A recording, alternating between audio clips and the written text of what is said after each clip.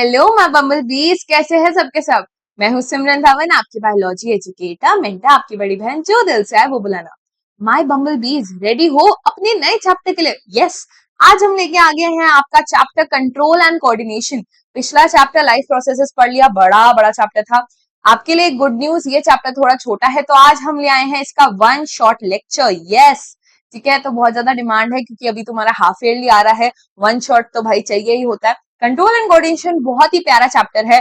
बच्चों को कभी कभी ये बोरिंग लगता है, बट ट्रस्ट मी, मुझसे पढ़ने वाले हो तो बिल्कुल चिल चैप्टर लगेगा, बहुत ही मजा आएगा। वन शॉट में इस चैप्टर को हम खत्म कर देंगे। तो देर किस बात की, शुरू करते हैं। तो यार सबसे पहले तो तुम्हें पता है मेरा फेवरेट स्टाइल क्या है चैप्टर स्टार्ट करने का, एक क्वेश्चन पूछना। तो तुमसे एक क्वेश्चन पूछती हूँ, क्या कभी तुम्हारे साथ ऐसा हुआ है कि भाई तुम जा रहे थे रास्ते में और तुम्हें दिख गया एक डॉगी। अब डॉगी देख के तुम्हारे को क्या होता है? भाई मेरे को तो डर लगने लगता है, पसीने छूटने लगेंगे, ऐसा आएगा दिमाग में, यार ये डॉगी ना गुर्रा रहा है मेरे पे, ये पक्का काटेगा, मैं यहाँ से भाग लेती हूँ। उसके बाद क्या होता है, मेरी हार्ट बीट बढ़ने लगती है, अपने आप मेरे पैर थोड़ी बहुत एनर्जेटिक हो जाते हैं और मैं वहां से भागने लगती हूँ। भागते समय मैं आराम से देख रही हूँ भाई पीछे डॉगी तो नहीं आ रहा, आगे देख रही हूँ कोई गाड़ी तो नहीं आ रही, मेरे पूरे बॉडी में काफी ज्यादा कंट्रोल चल रहा है।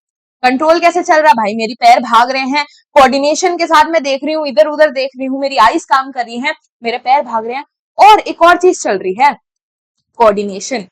अब मुझे पता है तुम्हारी भावनाओं का कि कंट्रोल तो सबको समझ आ जाता है कि मैम कंट्रोल हो रहा है मतलब हम हाई कर रहे हैं, मेरे को ये हाथ उठाना है, मैं इस हाथ को कंट्रोल कर सकती हूँ, मैं कंट्रोल कर रही हूँ।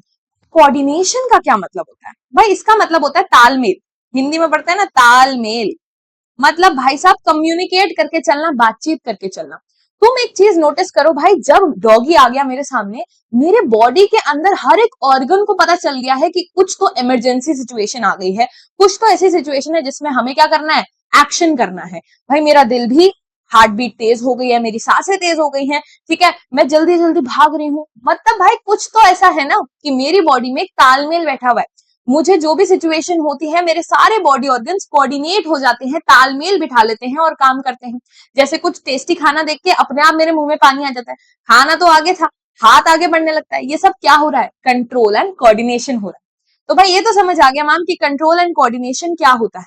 अब इसको कराने के लिए भी तो मेरी बॉडी में एक सिस्टम होगा। क्या बात कर रहे हो, सिस्टम नहीं होगा क्या? अभी पढ़ा है लाइफ प्रोसेस में कितने सारे सिस्टम होते हैं हमारी बॉडी में, हर चीज के लिए तो सिस्टम है। डाइजेशन के लिए डाइजेस्टिव सिस्टम है, रेस्पिरेशन के लिए रेस्पिरेटरी सिस्टम है।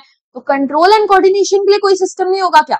तो बिल्कुल होता है, और एक नहीं बल्कि दो दो सिस्टम होते हैं। यस, एनिमल्स के अंदर, क्योंकि हम ह्यूमन बींग्स भी एनिमल्स ही होते हैं, एनिमल्स के अंदर दो दो सिस्टम होते हैं भाई कंट्रोल और कोऑर्डिनेशन करने के लिए।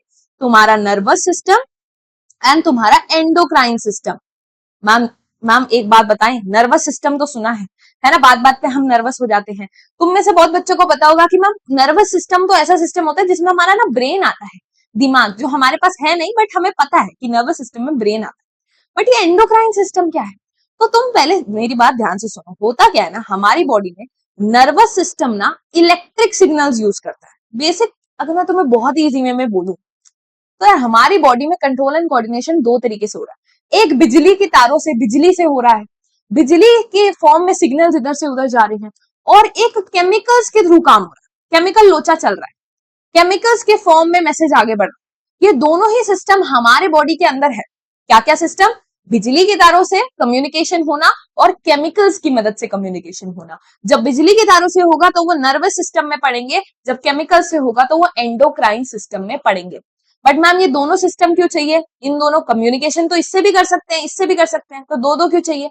होता क्या है, नर्वस सिस्टम, भाई बिजली दौड़ रही है तुम्हारे अंदर, ये फास्ट होता है काफी जल्दी। अगर मुझे मान लो कोई गर्म चीज मैंने छू ली है ना, ये गर्म है, मैंने गर्म चीज छू ली तो एकदम से हाथ उठाना है, काम जल्दी जल्दी करना है, तो जल्दी से भाई सिग्नल जाएगा इलेक्ट्रिक सिग्नल के फॉर्म में, तो ये फास्ट होता है। केमिकल सिग्नल क्या होता है, थोड़ा स्लो होता है बट वाइड स्प्रेड होता है। वाइड स्प्रेड मतलब, वाइड स्प्रेड का मतलब होता है कि भाई केमिकल है ना पूरी बॉडी में फैल गया, मैंने तुम्हारे ब्लड में केमिकल डाल दिया, अब वो अपने आप हर सेल तक पहुंच जाएगा। तो जब हर सेल तक मैसेज पहुंचाना है तो केमिकल की जरूरत पड़ती है। तो याद रखना बेटा, एनिमल्स के अंदर क्या होता है, ये दोनों सिस्टम पाए जाते हैं।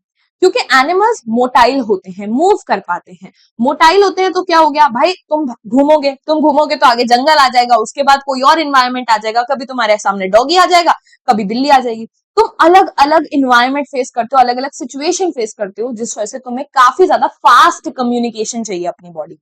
जबकि प्लांट्स क्या होते हैं भाई, इमोटाइल होते हैं, ठीक है, एक जगह फिक्स्ड होते हैं। तो फिक्स्ड होते हैं तो क्या होता है, ये थोड़ा ग्लिच कर रहा है तो कोई बात नहीं, आई होप तुम इतना तो मैनेज कर सकते हो।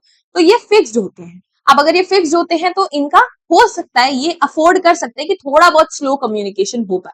तो प्लांट्स के अंदर हमारे तरह ब्रेन, नर्व्स ये सब नहीं होती, बस केमिकल्स के थ्रू क्या होता है, कोऑर्डिनेशन होता है। इन केमिकल्स को हम हार्मोन्स बोलते हैं, अभी पढ़ेंगे, डोंट वरी। तो ये तो मैम हमें समझ आ गया। तो अभी हम क्या शुरू करेंगे बेटा, नर्वस सिस्टम शुरू करेंगे, ठीक है। नर्वस सिस्टम की बात करें तो भाई मुझे पता है तुम लल्लू लालो के अंदर एक ही चीज आ रही होगी, ठीक है। तो तुम्हारे अंदर एक ही चीज आ रही होगी कि मैम ब्रेन, ब्रेन आता है नर्वस सिस्टम के अंदर। तो भाई पहले तो ये समझो, नर्वस सिस्टम एक सिस्टम है, बचपन से पढ़ते आ रहे हो, सेल्स मिलके टिश्यू बनाते हैं, बहुत सारे टिश्यू मिलके ऑर्गन बनाते हैं, ऑर्गन मिलके क्या बना देते हैं, ऑर्गन सिस्टम बना देते हैं। तो बेटा नर्वस सिस्टम एक ऑर्गन सिस्टम है, इसके अंदर बहुत सारे ऑर्गन्स आएंगे, जैसे कि तुम्हारा ब्रेन भी आएगा, तुम्हारी स्पाइनल कॉर्ड भी आएगी भाई। रीढ़ की हड्डी नहीं होती स्पाइनल, क्या होती है मैम, यहाँ कुछ तो होती है ना, जो बैकबोन है तुम्हारी, वो एक चीज को प्रोटेक्ट कर रही है, स्पाइनल कॉर्ड। ये स्पाइनल कॉर्ड भी तुम्हारे नर्वस सिस्टम का ही हिस्सा है। और एक बात बताओ, चलो ब्रेन हो गया, स्पाइनल कॉर्ड हो गया, ये सब भी तो सेल्स से मिलके बने होंगे। तो कौन से सेल से मिलके हमारा ये सारे ऑर्गन्स और ये पूरा नर्वस सिस्टम बना है? तो इसका जवाब है न्यूरॉन्स। न्यूरॉन्स या नर्व सेल्स भी इनको बोलते हैं। ऐसे दिखने वाले सेल, ये एक सेल है बेटा, ऐसा दिखने वाला सेल, लंबा सा सेल है जिसकी टहनियां शाखाएं निकली हुई है, branch and long cell, neuron से मिलके हमारा ब्रेन, हमारी स्पाइनल कॉर्ड, हमारी नर्व्स, मैम ये सब क्या बोल रहे हो, सब पढ़ना है। बेसिकली पूरा का पूरा नर्वस सिस्टम की सबसे छोटी यूनिट जो पूरी बना रही है इसको, इज अ न्यूरॉन। और तुम्हें एक मस्त बात बताऊं, थोड़ा सा क्लीन करके तुम्हें बताती हूँ भाई, ये ना हमारी बॉडी की चुगली आंटी है सच्ची, ठीक है। मुझे तो बहुत मजा आता है भाई रियल लाइफ से रिलेट करके पढ़ने में। तो ये हमारी बॉडी की चुगली आंटी है। सोसाइटी में चुगली आंटी देखी है, मान लो चुगली आंटी को पता चला कि भाई शर्मा जी की बेटी रात को लेट आई थी, अब बस उन्हें इन्फॉर्मेशन मिल गई, अब उनको क्या होगा, मुझे इन्फॉर्मेशन किसी और को देगी, वो दूसरी आंटी को देगी, दूसरी आंटी तीसरी आंटी को देगी। वैसे ही न्यूरॉन भी ऐसा ही है, एक न्यूरॉन को कोई इन्फॉर्मेशन मिलती है, वो दूसरे को देता है, दूसरा तीसरे को देता है, करते करते ये इन्फॉर्मेशन इधर से उधर ट्रेवल कर जाती है। ठीक है भाई, ये भी समझ आ गया। अब भाई होता क्या है, नर्वस सिस्टम को हम दो भागों में, टू पार्ट्स में बांट के पढ़ते हैं, ठीक है। First is central nervous system and second is peripheral nervous system. Central का मतलब क्या है भाई, बीच का, सबसे इंपॉर्टेंट। तो सेंट्रल नर्वस सिस्टम में हमारा ब्रेन और स्पाइनल कॉर्ड आता है। ये बात तो तुम मानते हो कि मैम हमारे पूरे नर्वस सिस्टम में सबसे इंपॉर्टेंट क्या है, हमारा ब्रेन। और ब्रेन से निकलने वाली, ये अगर हमारा ब्रेन होता ना बेटा, तो ब्रेन से ही निकलने वाली ऐसी एक एक्सटेंशन होती है स्पाइनल कॉर्ड, ठीक है। तो ये ब्रेन और ये स्पाइनल कॉर्ड जो है वो हमारे सेंट्रल नर्वस सिस्टम में आता है, जिसको हम प्यार से सीएनएस बोलते हैं, सेंट्रल नर्वस सिस्टम। बेसिकली ये तुम्हारे स्कूल के प्रिंसिपल और वाइस प्रिंसिपल की तरह है। इसको लिख दो प्रिंसिपल, है ना, एग्जाम में मत लिखाना, और ये है वाइस प्रिंसिपल, ठीक है। तो बिल्कुल वैसे ही ये काम करते हैं कि भाई वी आर द बॉस, हम ही मेजर चीजें पास करेंगे, मेजर रूल्स पास करेंगे। बट यहाँ एक ट्विस्ट आता है। अब मुझे एक बात बताओ, कहाँ गई बॉटल, यस, अगर भाई ये गर्म चीज है, मैंने इसको छुआ, ये गर्म है, ये बात यहां तक पहुंची, ये सिग्नल तो मेरे हाथ पे रिसीव हुआ ना। अब ये चीज मैं ब्रेन तक या स्पाइनल कॉर्ड तक कैसे पहुंचाऊं, कुछ तो होना चाहिए। तो यस, अब आते हैं हम पेरिफेरल नर्वस सिस्टम पे। भाई पेरिफेरल नर्वस सिस्टम क्या होता है, हमारी बॉडी में ना बिजली की तारे हैं, यस बिजली की तारे हैं, जिनको हम नर्व्स बोलते हैं। बहुत बच्चे सोचते हैं मैम नर्व्स, ब्लड जिसमें बहता है, अबे वो ब्लड वेसल था, ये नर्व्स है। ये हमारी बॉडी की बिजली की तारे हैं, इनमें मस्त सिग्नल जाता है, ब्रेन तक लेके जाते हैं, स्पाइनल कॉर्ड तक लेके जाते हैं, और काम चलता है। तो भाई ये जो आपके न्यूरॉन थे ना, ये न्यूरॉन, ये मिल मिल के क्या करते हैं, लंबी लंबी बिजली की तारे बनाते हैं, जिनको हम नर्व्स कहते हैं। ये देखो, ये तुम्हारा ब्रेन, ये तुम्हारी स्पाइनल कॉर्ड, और इन सबसे कनेक्टेड क्या है, ऐसे देख रहे हो, ये सारी नर्व्स निकल रही है, ये नर्व निकल रही है, नर्व निकल रही है। तो ये नर्व हमारी पूरी बॉडी में बिजली के तारों की तरह फैली हुई है। मजा आ रहा है, यस। तो अब हो सकता है, अब तुम्हें मैं बताती हूँ कि तुम्हारे को भाई कुछ काम है, तो हो सकता है तुम वो काम अपनी प्रिंसिपल के पास ले जाओ, मैम साइन आपके सिग्नेचर्स चाहिए, या वाइस प्रिंसिपल के पास ले जाओ, राइट। तो वैसे ही बॉडी में दो तरीके की नर्व्स होती है, क्रेनियल नर्व जो तुम्हारे ब्रेन से कनेक्टेड होती है, जो तुम्हारे डायरेक्टली ब्रेन से कनेक्टेड है, और स्पाइनल नर्व जो तुम्हारे स्पाइनल कॉर्ड से कनेक्टेड है, ठीक है। और तुम्हारी ह्यूमन बॉडी में 12 पेयर्स ऑफ क्रेनियल नर्व्स होती हैं। 12 पेयर मतलब मान लो 12 यहां से और 12 यहां से, ठीक है, तो 12 12 पेयर्स ऑफ नर्व्स है जो ब्रेन से कनेक्टेड है सीधा, और 31 पेयर ऑफ नर्व है जो स्पाइनल कॉर्ड से कनेक्टेड है। और तुम्हारे लिए मैं एक मस्त सा डायग्राम लेके आई हूं, ये तो अगर तुम देखो ना, तुम्हारा नर्वस सिस्टम ये है तुम्हारी बॉडी का नर्वस सिस्टम, ब्रेन है, इससे निकलने वाली स्पाइनल कॉर्ड है, और देखो कितनी सारी नर्व्स है, और ये तुम्हारी पूरी बॉडी में फैली। एक और बात, अब एक डाउट जो तुम्हारे को आता है कि मैम वर्टिब्रल कॉलम, रीढ़ की हड्डी, एंड स्पाइनल कॉर्ड में क्या डिफरेंस होता है। ठीक है भाई, ये वन शॉट है, बट मुझे पता है कि हर चीज कवर कराना इंपॉर्टेंट है, तुम्हारे डाउट क्लियर करना इंपॉर्टेंट है। बेटा देखो, ये तुम्हें दिख रहा है, ये क्या है, ये एक पेन की बॉडी है, ये एक पेन की बॉडी है, ठीक है। अगर अब इसमें मैं रिफिल डाल दूं, अभी मेरे पास रिफिल नहीं पड़ी भाई, तो ठीक है, तो ये पेन की बॉडी है, अब इसके अंदर मैं रिफिल डाल दूं, तो ये पेन की बॉडी उस रिफिल को प्रोटेक्ट कर रही है। तो वैसे ही तुम्हारा वर्टिब्रल कॉलम ना इस ढांचे की तरह, ये बोन का बना हुआ, छोटी छोटी बोन्स का बना हुआ एक ढांचा है, जिसके अंदर तुम्हारी स्पाइनल कॉर्ड है। ये तुम्हारी स्पाइनल कॉर्ड है, बिल्कुल पेन की रिफिल की तरह स्पाइनल कॉर्ड है, और ये जो है ना, ये तुम्हारी बोन का ढांचा है। तो वर्टिब्रल कॉलम तुम्हारी रीढ़ की हड्डी स्पाइनल कॉर्ड को प्रोटेक्ट कर रही है। ये दोनों सेम चीज नहीं होती, दे आर नॉट इक्वल। क्या ये बात क्लियर है? ओके, ठीक है। अब भाई ये क्या, ये कहाँ आ गए सेंसरी गार्डन मैम, क्या हुआ? देखो, मैंने तुम्हें बताया कि भाई न्यूरॉन्स जो हमारे हैं वो हमारी बॉडी की चुगली आंटी की तरह है, राइट? एक बार मुझे यस, तो भाई मैंने तुम्हें बताया कि न्यूरॉन्स जो होते हैं वो क्या है, हमारी बॉडी की चुगली आंटी। बट चुगली आंटी चुगली कब करेगी? जब उन्हें कोई चुगली मिलेगी ना। अरे आंटी को पता चला शर्मा शर्मा अंकल की बेटी जो है वो लेट आई है, तभी तो वो इस इंफॉर्मेशन को पास करेगी। तो यस, हमारी बॉडी में वो जो चुगली मिलती है दैट इज कॉल्ड स्टिम्युलस। क्या बोलते हैं उसको? यहां लिख देती हूँ, स्टिम्युलस। स्टिम्युलस सिंगुलर होता है और स्टिम्युलाई प्लूरल होता है, ठीक है, ये प्लूरल है, ये सिंगुलर, ठीक है। तो अब ये जो इंफॉर्मेशन मिली है ना, कुछ भी चुगली मिली है, वो स्टिम्युलस कहलाती है।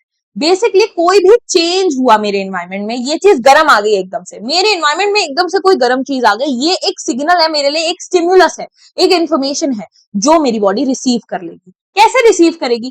पता, ये इंफॉर्मेशन सबसे पहले कहाँ आएगी? तो बेटा ये आएगी रिसेप्टर के पास। मैम रिसेप्टर क्या होता है? बेटा रिसेप्टर कोई भी ऐसा, मैं कलर चेंज करती हूँ, रुको, कोई भी ऐसा सेल है, कोई भी ऐसा टिश्यू है, कोई भी ऐसा ऑर्गन है जो इस चेंज को, इस स्टिमुलस को डिटेक्ट कर लेगा, रिसीव कर लेगा। क्या ये बात क्लियर है? इसने इसको रिसीव कर लिया है। अब क्या होगा? अब भाई खेल शुरू हो जाएगा। अब क्या होगा? ये न्यूरॉन्स के पास चले जाएगी इंफॉर्मेशन, ठीक है। ये चुगली आंटी इसको लेते लेते लेते लेते स्पाइनल कॉर्ड से ब्रेन, ये इंफॉर्मेशन ट्रेवल करने लगेगी। तो समझे रिसेप्टर क्या है? तो बहुत इंपॉर्टेंट है भाई रिसेप्टर्स। रिसेप्टर्स ही तुम्हारे क्या करेंगे? स्टिम्युलस को डिटेक्ट करेंगे। तो कहानी यहीं से शुरू होगी। जैसे तुम्हारे आईज में जो लाइट डिटेक्ट कर लेते हैं, उनमें फोटो रिसेप्टर्स होते हैं। ये फोटो रिसेप्टर्स ही देखेंगे, अरे कुछ दिख रहा है, कुछ देखने का है, ठीक है। तुम्हारे ईयर्स में फोनो रिसेप्टर्स होते हैं, याद करने के लिए फोनो रिसेप्टर्स होते हैं। तुम्हारे नोज में ऑल्फैक्टरी रिसेप्टर्स होते हैं जो स्मेल को डिटेक्ट कर लेते हैं। तुम्हारे स्किन में थर्मो रिसेप्टर्स होते हैं, जब तुम कहते हो ना गर्मी लग रही है, कुछ गरम गरम आ गया है, टच हो गया है, कुछ ठंडा टच हो गया है, ये थर्मो रिसेप्टर्स डिटेक्ट कर लेते हैं। तुम्हारी टंग में गस्टेटरी रिसेप्टर्स होते हैं जो यम्मी यम्मी या खराब सा है टेस्ट डिटेक्ट कर लेते हैं। और तुम्हारे स्किन में नोसी सेप्टर्स भी होते हैं। नोसी सेप्टर्स क्या होते हैं? नोसी भाई साहब मेरे को भी गर्मी लग रही है नोसिसेप्टर्स क्या होते हैं? नोसिसेप्टर्स पेन डिटेक्ट करते हैं। तो मैं चूटी मारूं, अयो लगेगी ना, नोसिसेप्टर्स का काम है, ठीक है। तो अब मैम हमें रिसेप्टर भी समझ आ गए। अब दो तीन और टर्म्स है, जैसे तुम्हारे इफेक्टर क्या होता है, ठीक है, इफेक्टर क्या होता है मैम, ठीक है, और रिस्पॉन्स क्या होता है, बॉटल से आवाज आई है, रिस्पॉन्स क्या होता है, तो इसको भी समझते हैं। तो एक एग्जांपल लेते हैं कि भाई ये गरम गरम मम्मी ने पॉट रखा था, तुम्हें बोला था इसको छू मत लियो, पर तुम्हारे को तो है, चल तुमने इसको छुआ। तो भाई स्टिम्युलस क्या था? हीट। वो किसने डिटेक्ट की? थर्मो रिसेप्टर्स ने। तुम्हारे स्किन के थर्मो रिसेप्टर ने डिटेक्ट कर लिया कि भाई कुछ तो गरम गरम टच हुआ है, ठीक है। अब ये इंफॉर्मेशन गई तुम्हारे सेंट्रल नर्वस सिस्टम के पास। और अब क्या होगा भाई, सेंट्रल नर्वस सिस्टम ऑब्वियसली कहेगा ना हाथ हटाओ, तुम एकदम से हाथ झटकाते हो ना, तो क्या होता है, तुम्हारे मसल्स के पास ये इंफॉर्मेशन जाती है कि मूवमेंट करो, हाथ को हटाओ। ठीक है, तो मसल क्या होता है, मसल यहाँ इफेक्टर बन जाता है। इफेक्टर बेटा कोई भी ऐसा मसल है, कोई भी ऐसा ग्लैंड है, कोई भी ऐसा बॉडी का पार्ट है जो क्या करेगा, रिस्पॉन्ड करेगा, या फिर आप कह सकते हो क्या करेगा, कमांड रिसीव करेगा और एक्शन लेगा उस स्टिम्युलस की तरफ। ठीक है, क्योंकि आपको कोई इंफॉर्मेशन रिसीव हुई तो आप उसको रिस्पॉन्ड करते हो ना, तो जो भी part of the body response देगा टू द स्टिम्युलस, उसको हम क्या कहते हैं, इफेक्टर कहते हैं। तो यहां मैं लिख देती हूं रिस्पॉन्स टू स्टिम्युलस। ठीक है, तो यहां आपकी जो मसल है वो क्या करेगी, muscle in the hand receives the command, वो कॉन्ट्रैक्ट करेगी, आपका हाथ पीछे आ जाएगा। तो रिस्पॉन्स क्या हुआ आपका, इमीडिएट रिमूवल ऑफ हैंड। क्या ये बात क्लियर है, ये सब टर्म्स क्लियर है कि मैम स्टिम्युलस क्या होता है। अब आपको स्टिम्युलस क्लियर हो गया, आपको इफेक्टर क्लियर हो गया, आपको रिस्पॉन्स क्लियर हो गया, ये सब क्लियर हो गया। ठीक है भाई, बहुत बढ़िया। अब हम आ जाते हैं बेटा न्यूरॉन पे। एनाटॉमी ऑफ न्यूरॉन एक बार देखे तो सही है, न्यूरॉन दिखता कैसा है, चुगली आंटी जी दिखती कैसे है, तो देखते हैं भाई। तो ये होता क्या है, न्यूरॉन कुछ ऐसा सा दिखता है। अगर आप इसमें ध्यान से देखो तो सबसे आपको कुछ पेड़ की टहनियों जैसे कुछ ऐसे ब्रांचिंग्स दिखेंगी, दिख रही हैं, ये ब्रांचिंग्स दिख रही हैं, यस। इनको बोलते हैं बेटा डेंड्राइट्स। क्या बोलते हैं, dendrites. Branch tree like antenna that collect incoming information from other neuron. मान लो भाई यहां कोई इंफॉर्मेशन आई, तो सबसे पहले डेंड्राइट इसको रिसीव करेगा। ठीक है, मैं ये न्यूरॉन हूं, अब मेरे यहाँ क्या है भाई, डेंड्राइट्स है, मैंने इंफॉर्मेशन को कैच कर लिया। क्या ये बात क्लियर है, ओके। अब भाई डेंड्राइट ने इंफॉर्मेशन ले ली, डेंड्राइट इस इंफॉर्मेशन को देगा इस पार्ट पे। ये पार्ट क्या है, ये पार्ट है बेटा cell body. This part is cell body, the broad control centre containing nucleus. यहां आपको दिख रहा है न्यूक्लियस है, साइटोप्लाज्म है, ठीक है, एंड ऑर्गेनल्स। ठीक है, जो सेल के अलग अलग ऑर्गेनल होते हैं, एंडोप्लाज्मिक रेटिकुलम, ये सब भी आपको इस फोटो में दिख रहा है। वैसे थोड़ा सा दिखाते हैं, ये दिख रहे हैं आपको, ये वाला ऑर्गेनल है, ये है। तो अलग अलग ऑर्गेनल, न्यूक्लियस, साइटोप्लाज्म, सब के सब कहाँ है, सेल बॉडी में है। अब सेल बॉडी क्या करेगी, इस इंफॉर्मेशन को आगे पहुंचा देगी, कहाँ, इस लंबे से रास्ते में। ये दिख रहा है आपको, इसको बोलते हैं एक्सन। ये जो लंबी सी पतली सी पाइप है, रास्ता है, टन टन टन, that is the long tube like highway carrying information away from the cell body. अब सेल बॉडी से इंफॉर्मेशन दूर जा रही है इस हिस्से से, this is called the axon. ठीक है भाई, ओके। क्या क्या आता रहता है, चलिए। अब क्या है भाई, एक और चीज यहाँ ऑब्जर्व करी मैम, ये क्या है, ये ऐसा ऐसा प्लास्टिक की कवरिंग जैसी क्या लगी है, तो इसको बोलते हैं माइलिन शीट। माइलिन शीट क्या होता है कि जैसे तुम्हारी बिजली की तारों पे, मैंने तो कहा था तुम्हारी बॉडी में क्या है, बिजली की तारें हैं। अब तुम मानो या ना मानो, है तो बिजली की तारें। अब बिजली की तारे पे क्या होती है, रबड़ की कवरिंग होती है। वैसे न्यूरॉन पे बेटा माइलिन शीट एक इंसुलेटिंग कवर की तरह काम करती है। जैसे वो रबड़ की शीट होती है, या वो माइलिन शीट होती है। और बेटा आपको पता है, आपके कुछ न्यूरॉन्स में शीट होती है, कुछ कुछ न्यूरॉन में नहीं होते। मतलब जैसे नंगी तारे होती है, वैसे हो सकता है इस पे शीट ना भी हो। तो क्या होता है, जिन लोगों में ज्यादा माइलिनेटेड न्यूरॉन्स होते हैं ना, जिसमें माइलिन है वो माइलिनेटेड, जिसमें नहीं है वो नॉन माइलिनेटेड। तो जिसमें भाई माइलिन होते हैं ना ज्यादा, ऐसे न्यूरॉन्स होते हैं जिसमें माइलिन होते हैं, वो ज्यादा स्मार्ट होते हैं, उनकी रिटेनिंग पावर, मेमोरी पावर ज्यादा होती है, डाटा लॉस कम है ना, ऐसे समझो। चलो, अब क्या हुआ भाई, ठीक है मैम, इंफॉर्मेशन एक्सन से चल गई। अब ये क्या हो रहा है, यहां देखो, ये एक्सन एंड हो जा रहा है, खत्म हो जा रहा है, तो इसको बोलते हैं नर्व एंडिंग। न्यूरॉन एंड हो गया या एक्सन एंड हो गया। Terminal branches that pass the message to the next destination. मतलब अब भाई एक न्यूरॉन तो खत्म हो गया, ये इंफॉर्मेशन ट्रैवल की और यहाँ आके खत्म हो गई। अब क्या होगा, एक चुगली आंटी दूसरी चुगली आंटी को बताएगी, तो अब ये मैसेज दूसरे न्यूरॉन तक पहुंचेगा। बट क्या ये हिस्से क्लियर है आपको, ठीक है। अब चुगली आंटियां भी ना 3 तरीके की होती हैं, ठीक है। चुगली आंटियां कितने तरीके की होती है, 3 टाइप्स की चुगली आंटियां होती हैं।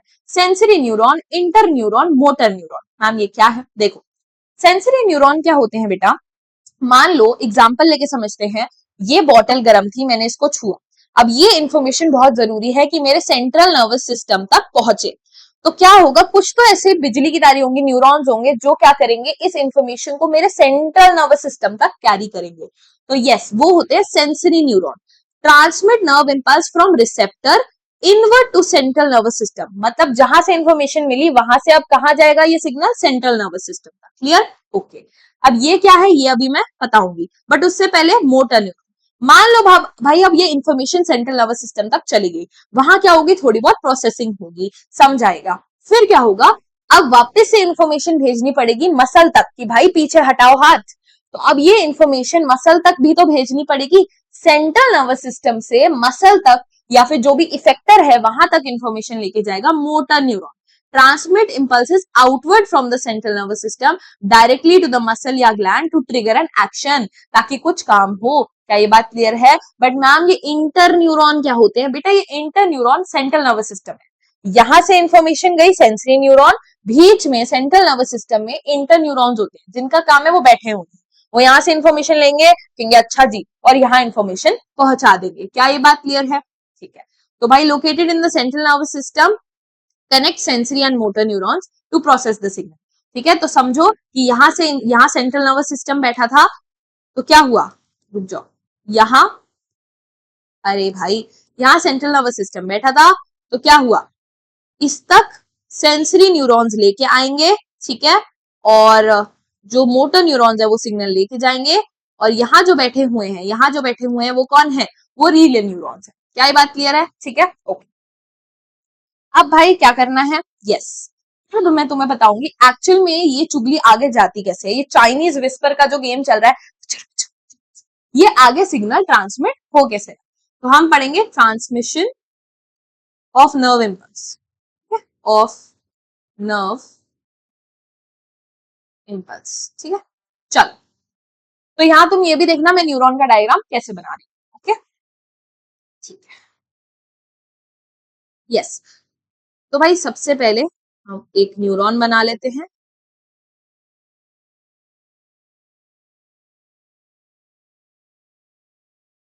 तो ये पेन टैप पे बनाना मुश्किल बड़ा होता है यार।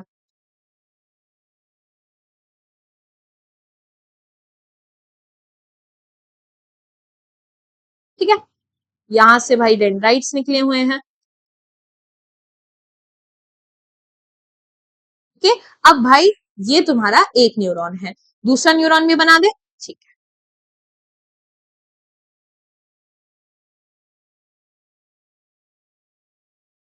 अरे भाई पतला बन जा, यस, ठीक है, जल्दी जल्दी बना देते हैं इसको।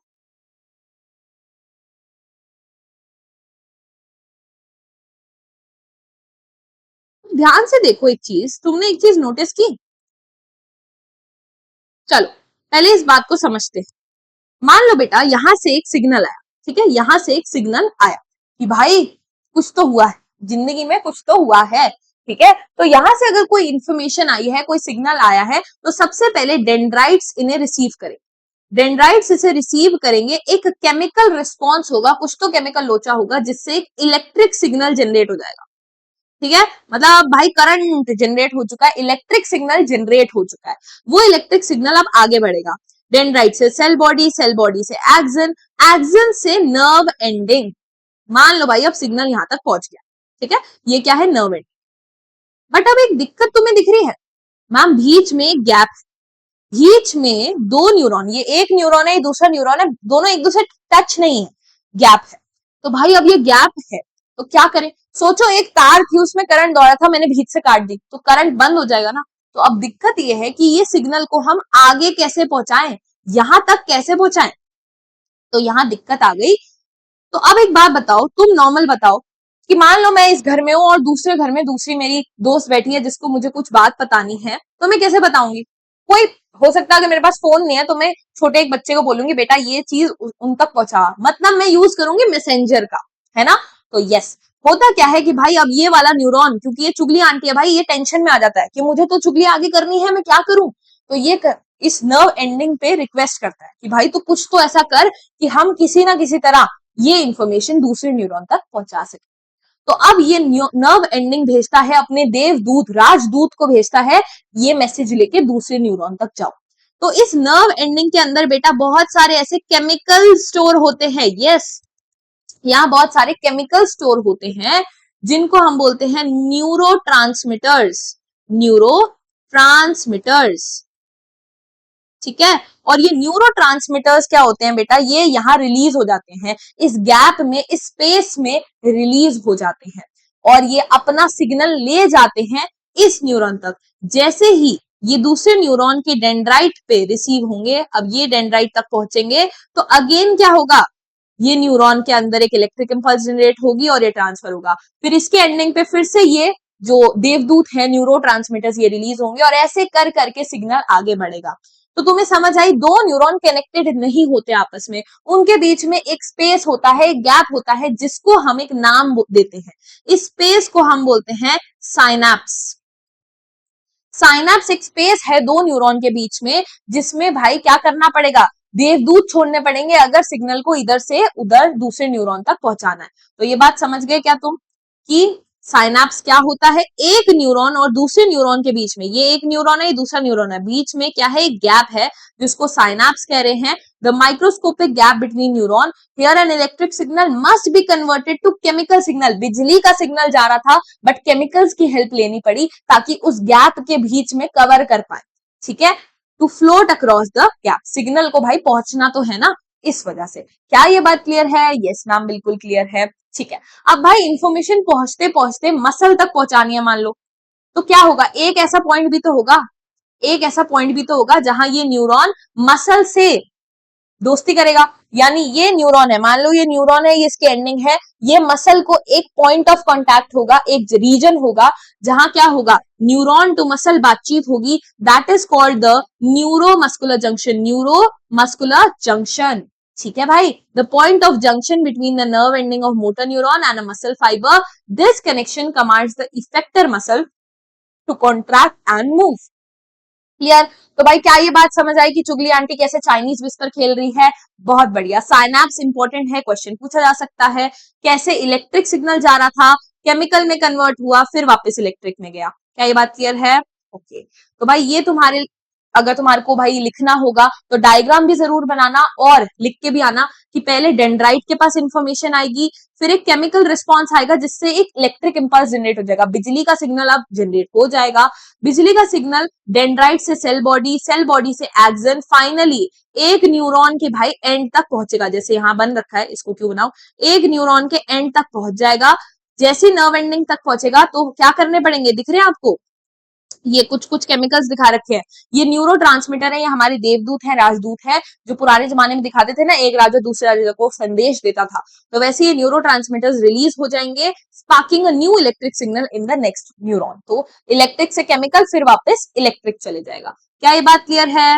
यस, ठीक है। तो ये हमारे को समझ आ गया, स्टिमुलस आया, रिसेप्टर ने सेंस करा, sensory neuron central nervous system तक लेके गया, सेंट्रल नर्वस सिस्टम ने मोटर न्यूरॉन को दिया, मोटर न्यूरॉन ने न्यूरोमस्कुलर जंक्शन के थ्रू मसल को दिया और फिर एक रिस्पॉन्स आया, बल्ले बल्ले, ठीक है। तो ये क्लियर हो गया? ओके।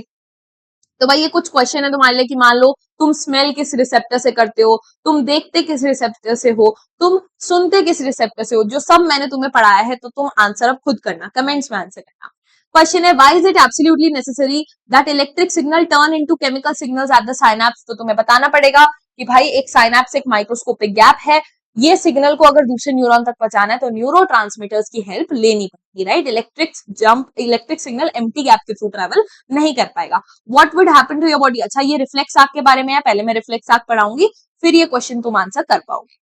क्वेश्चन है, how many pairs of cranial nerves, cranial nerves कौन सी थी? ऐसी नर्व जो ब्रेन से कनेक्टेड है, does the human body have? तो ऐसी हमारे पास 12 पेयर होती थी, राइट? ओके, 31 पेयर तो स्पाइनल नर्व्स की थी। Which part of the neuron acts like an antenna to collect incoming information? सबसे पहले कौन कलेक्ट करता है? डेंड्राइट कलेक्ट करता है, डेंड्राइट यहाँ आंसर हो जाएगा, ठीक है। अब हम क्या पढ़ेंगे भाई, अब मेरे को तुम्हारे को एक चीज बतानी है, अब मुझे तुम्हारे को एक चीज बतानी है। तुमने कभी नोटिस करा, अरे पेन चल जा, तुमने कभी नोटिस करा कि अगर मुझे किसी को हाय कहना हो तो मैं कह देती हूँ हाय बाय, मेरे को डांस करना हो तो मैं डांस कर लेती हूँ, ये सारे एक्शंस मेरे कंट्रोल में, मतलब वॉलंटरी है, मैं चाहूं तो कर सकती हूँ, अरे मेरा मन है तो मैं हाई करूंगी वरना नहीं करूंगी। बट कुछ चीजें ऐसी होती है जो मेरे कंट्रोल में नहीं होती। अगर मेरे पेट में गुड़गुड़ हो रही है तो मैं ऐसे नहीं कह सकती ओए गुड़गुड़ मत हो। अगर मेरा हार्ट धड़क रहा है तो मैं ये नहीं कह सकती ओए चुप हो जा, आज मेरा मूड अच्छा नहीं, मेरे को मन नहीं कह रहे बंद हो जा, नहीं कह सकती, मेरे कंट्रोल में नहीं है।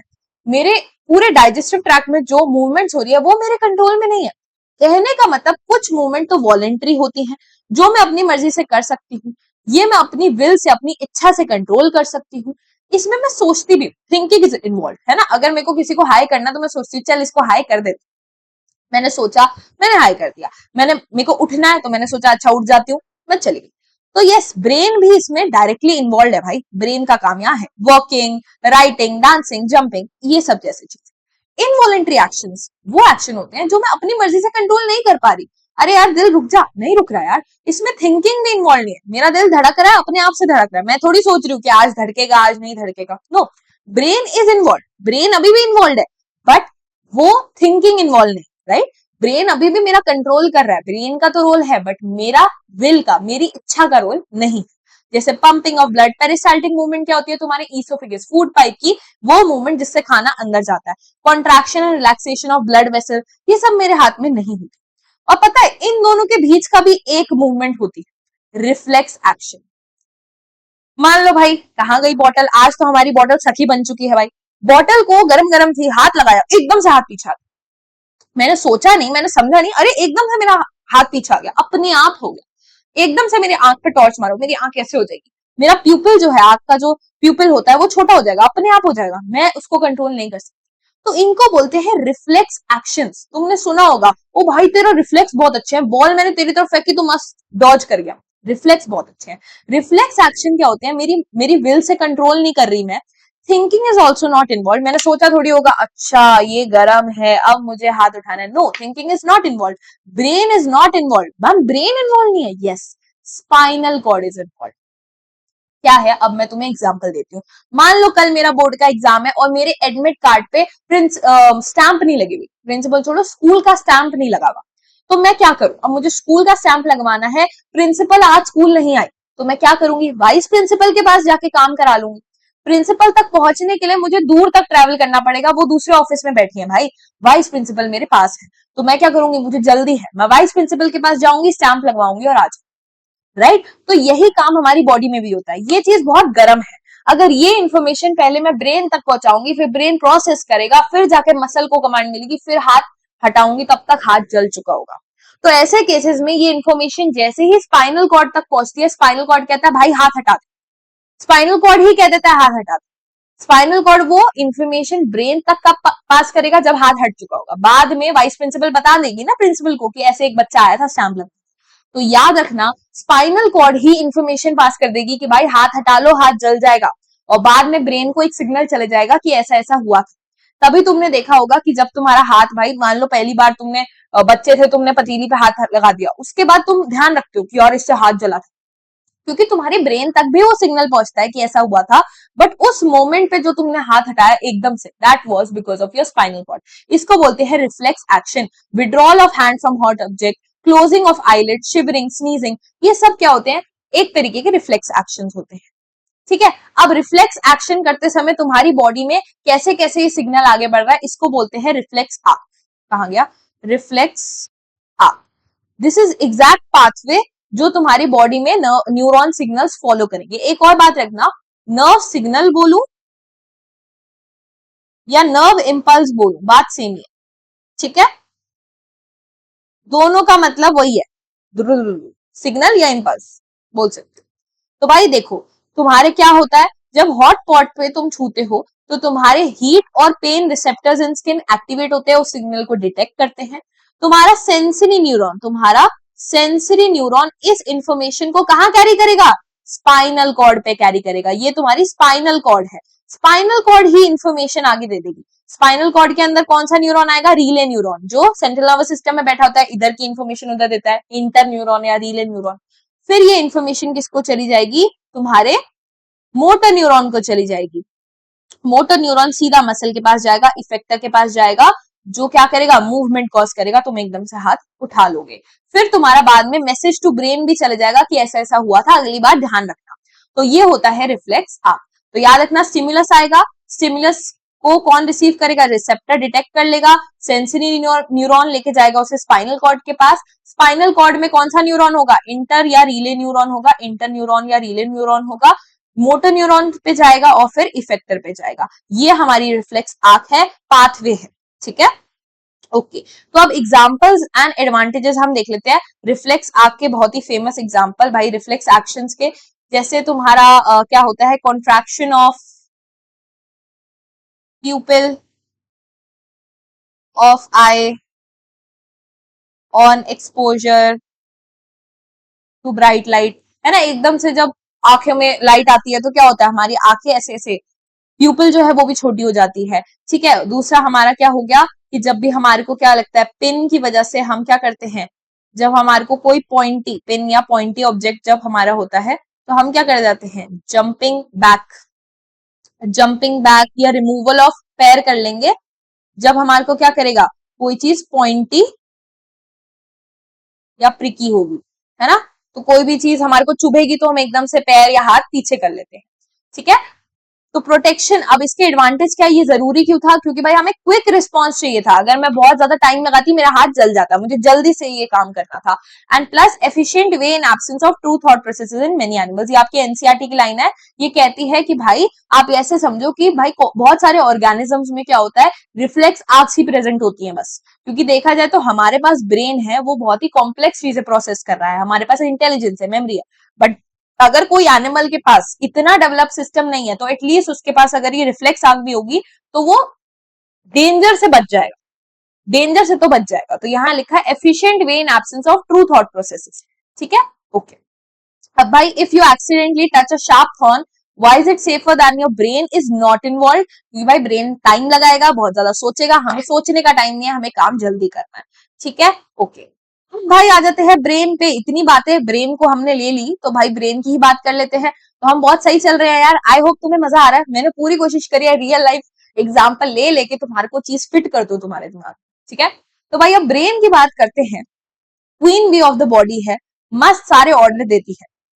कोई भी सिग्नल स्पाइनल कॉर्ड तक जाके फिर ब्रेन पे जाके फिर ही जाएगा, जिसमें भी थिंकिंग अच्छे से इन्वॉल्व है, राइट।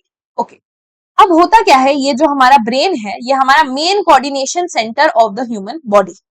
अब होता क्या है, ये जो ब्रेन है ना, इसके बारे में मस्त चीज बताती हूँ। ये ब्रेन लेफ्ट और राइट हिस्से में, ठीक है, लेफ्ट और राइट हिस्से में डिवाइड हो सकता है।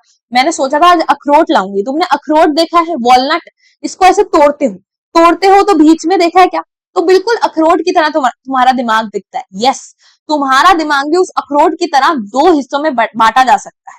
और अगर तुम देखोगे इसका एक हिस्से को ऐसे था, एक हिस्से को इस साइड से देख रहे हो तुम, ठीक है, तो इस साइड से देखोगे तो तुम्हारे को दिख रहा है यहाँ एक एक्चुअली में पार्ट होता है।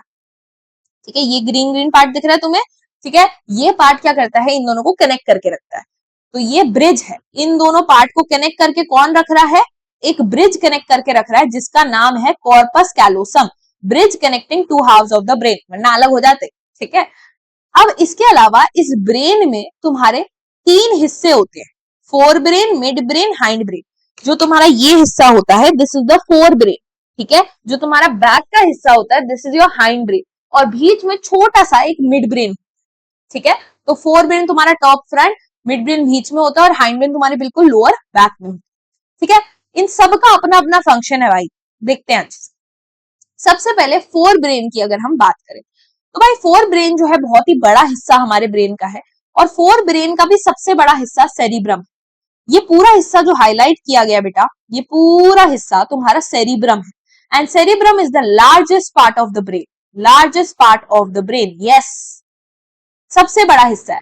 मैम तो ऐसा क्या करता है, इतना बड़ा हिस्सा है, तो भाई ये एक्चुअली में सारी जो तुम्हारी दिमागी शक्तियां हैं, जैसे थिंकिंग, जो तुम सोचते हो अरे यार उसने मुझे रिप्लाई नहीं करा, अब उसको इग्नोर कर दूंगा, तुम्हारी जो भी थिंकिंग है, तुम्हारी जो भी मेमोरी है, अरे वाह वो यादें, तुम्हारी रीजनिंग है, तुम तर्क वितर्क करते हो, है ना, बोलते हो अरे मैंने तुझसे ना इसलिए नहीं बात करी क्योंकि तूने ऐसा करा वैसा करा।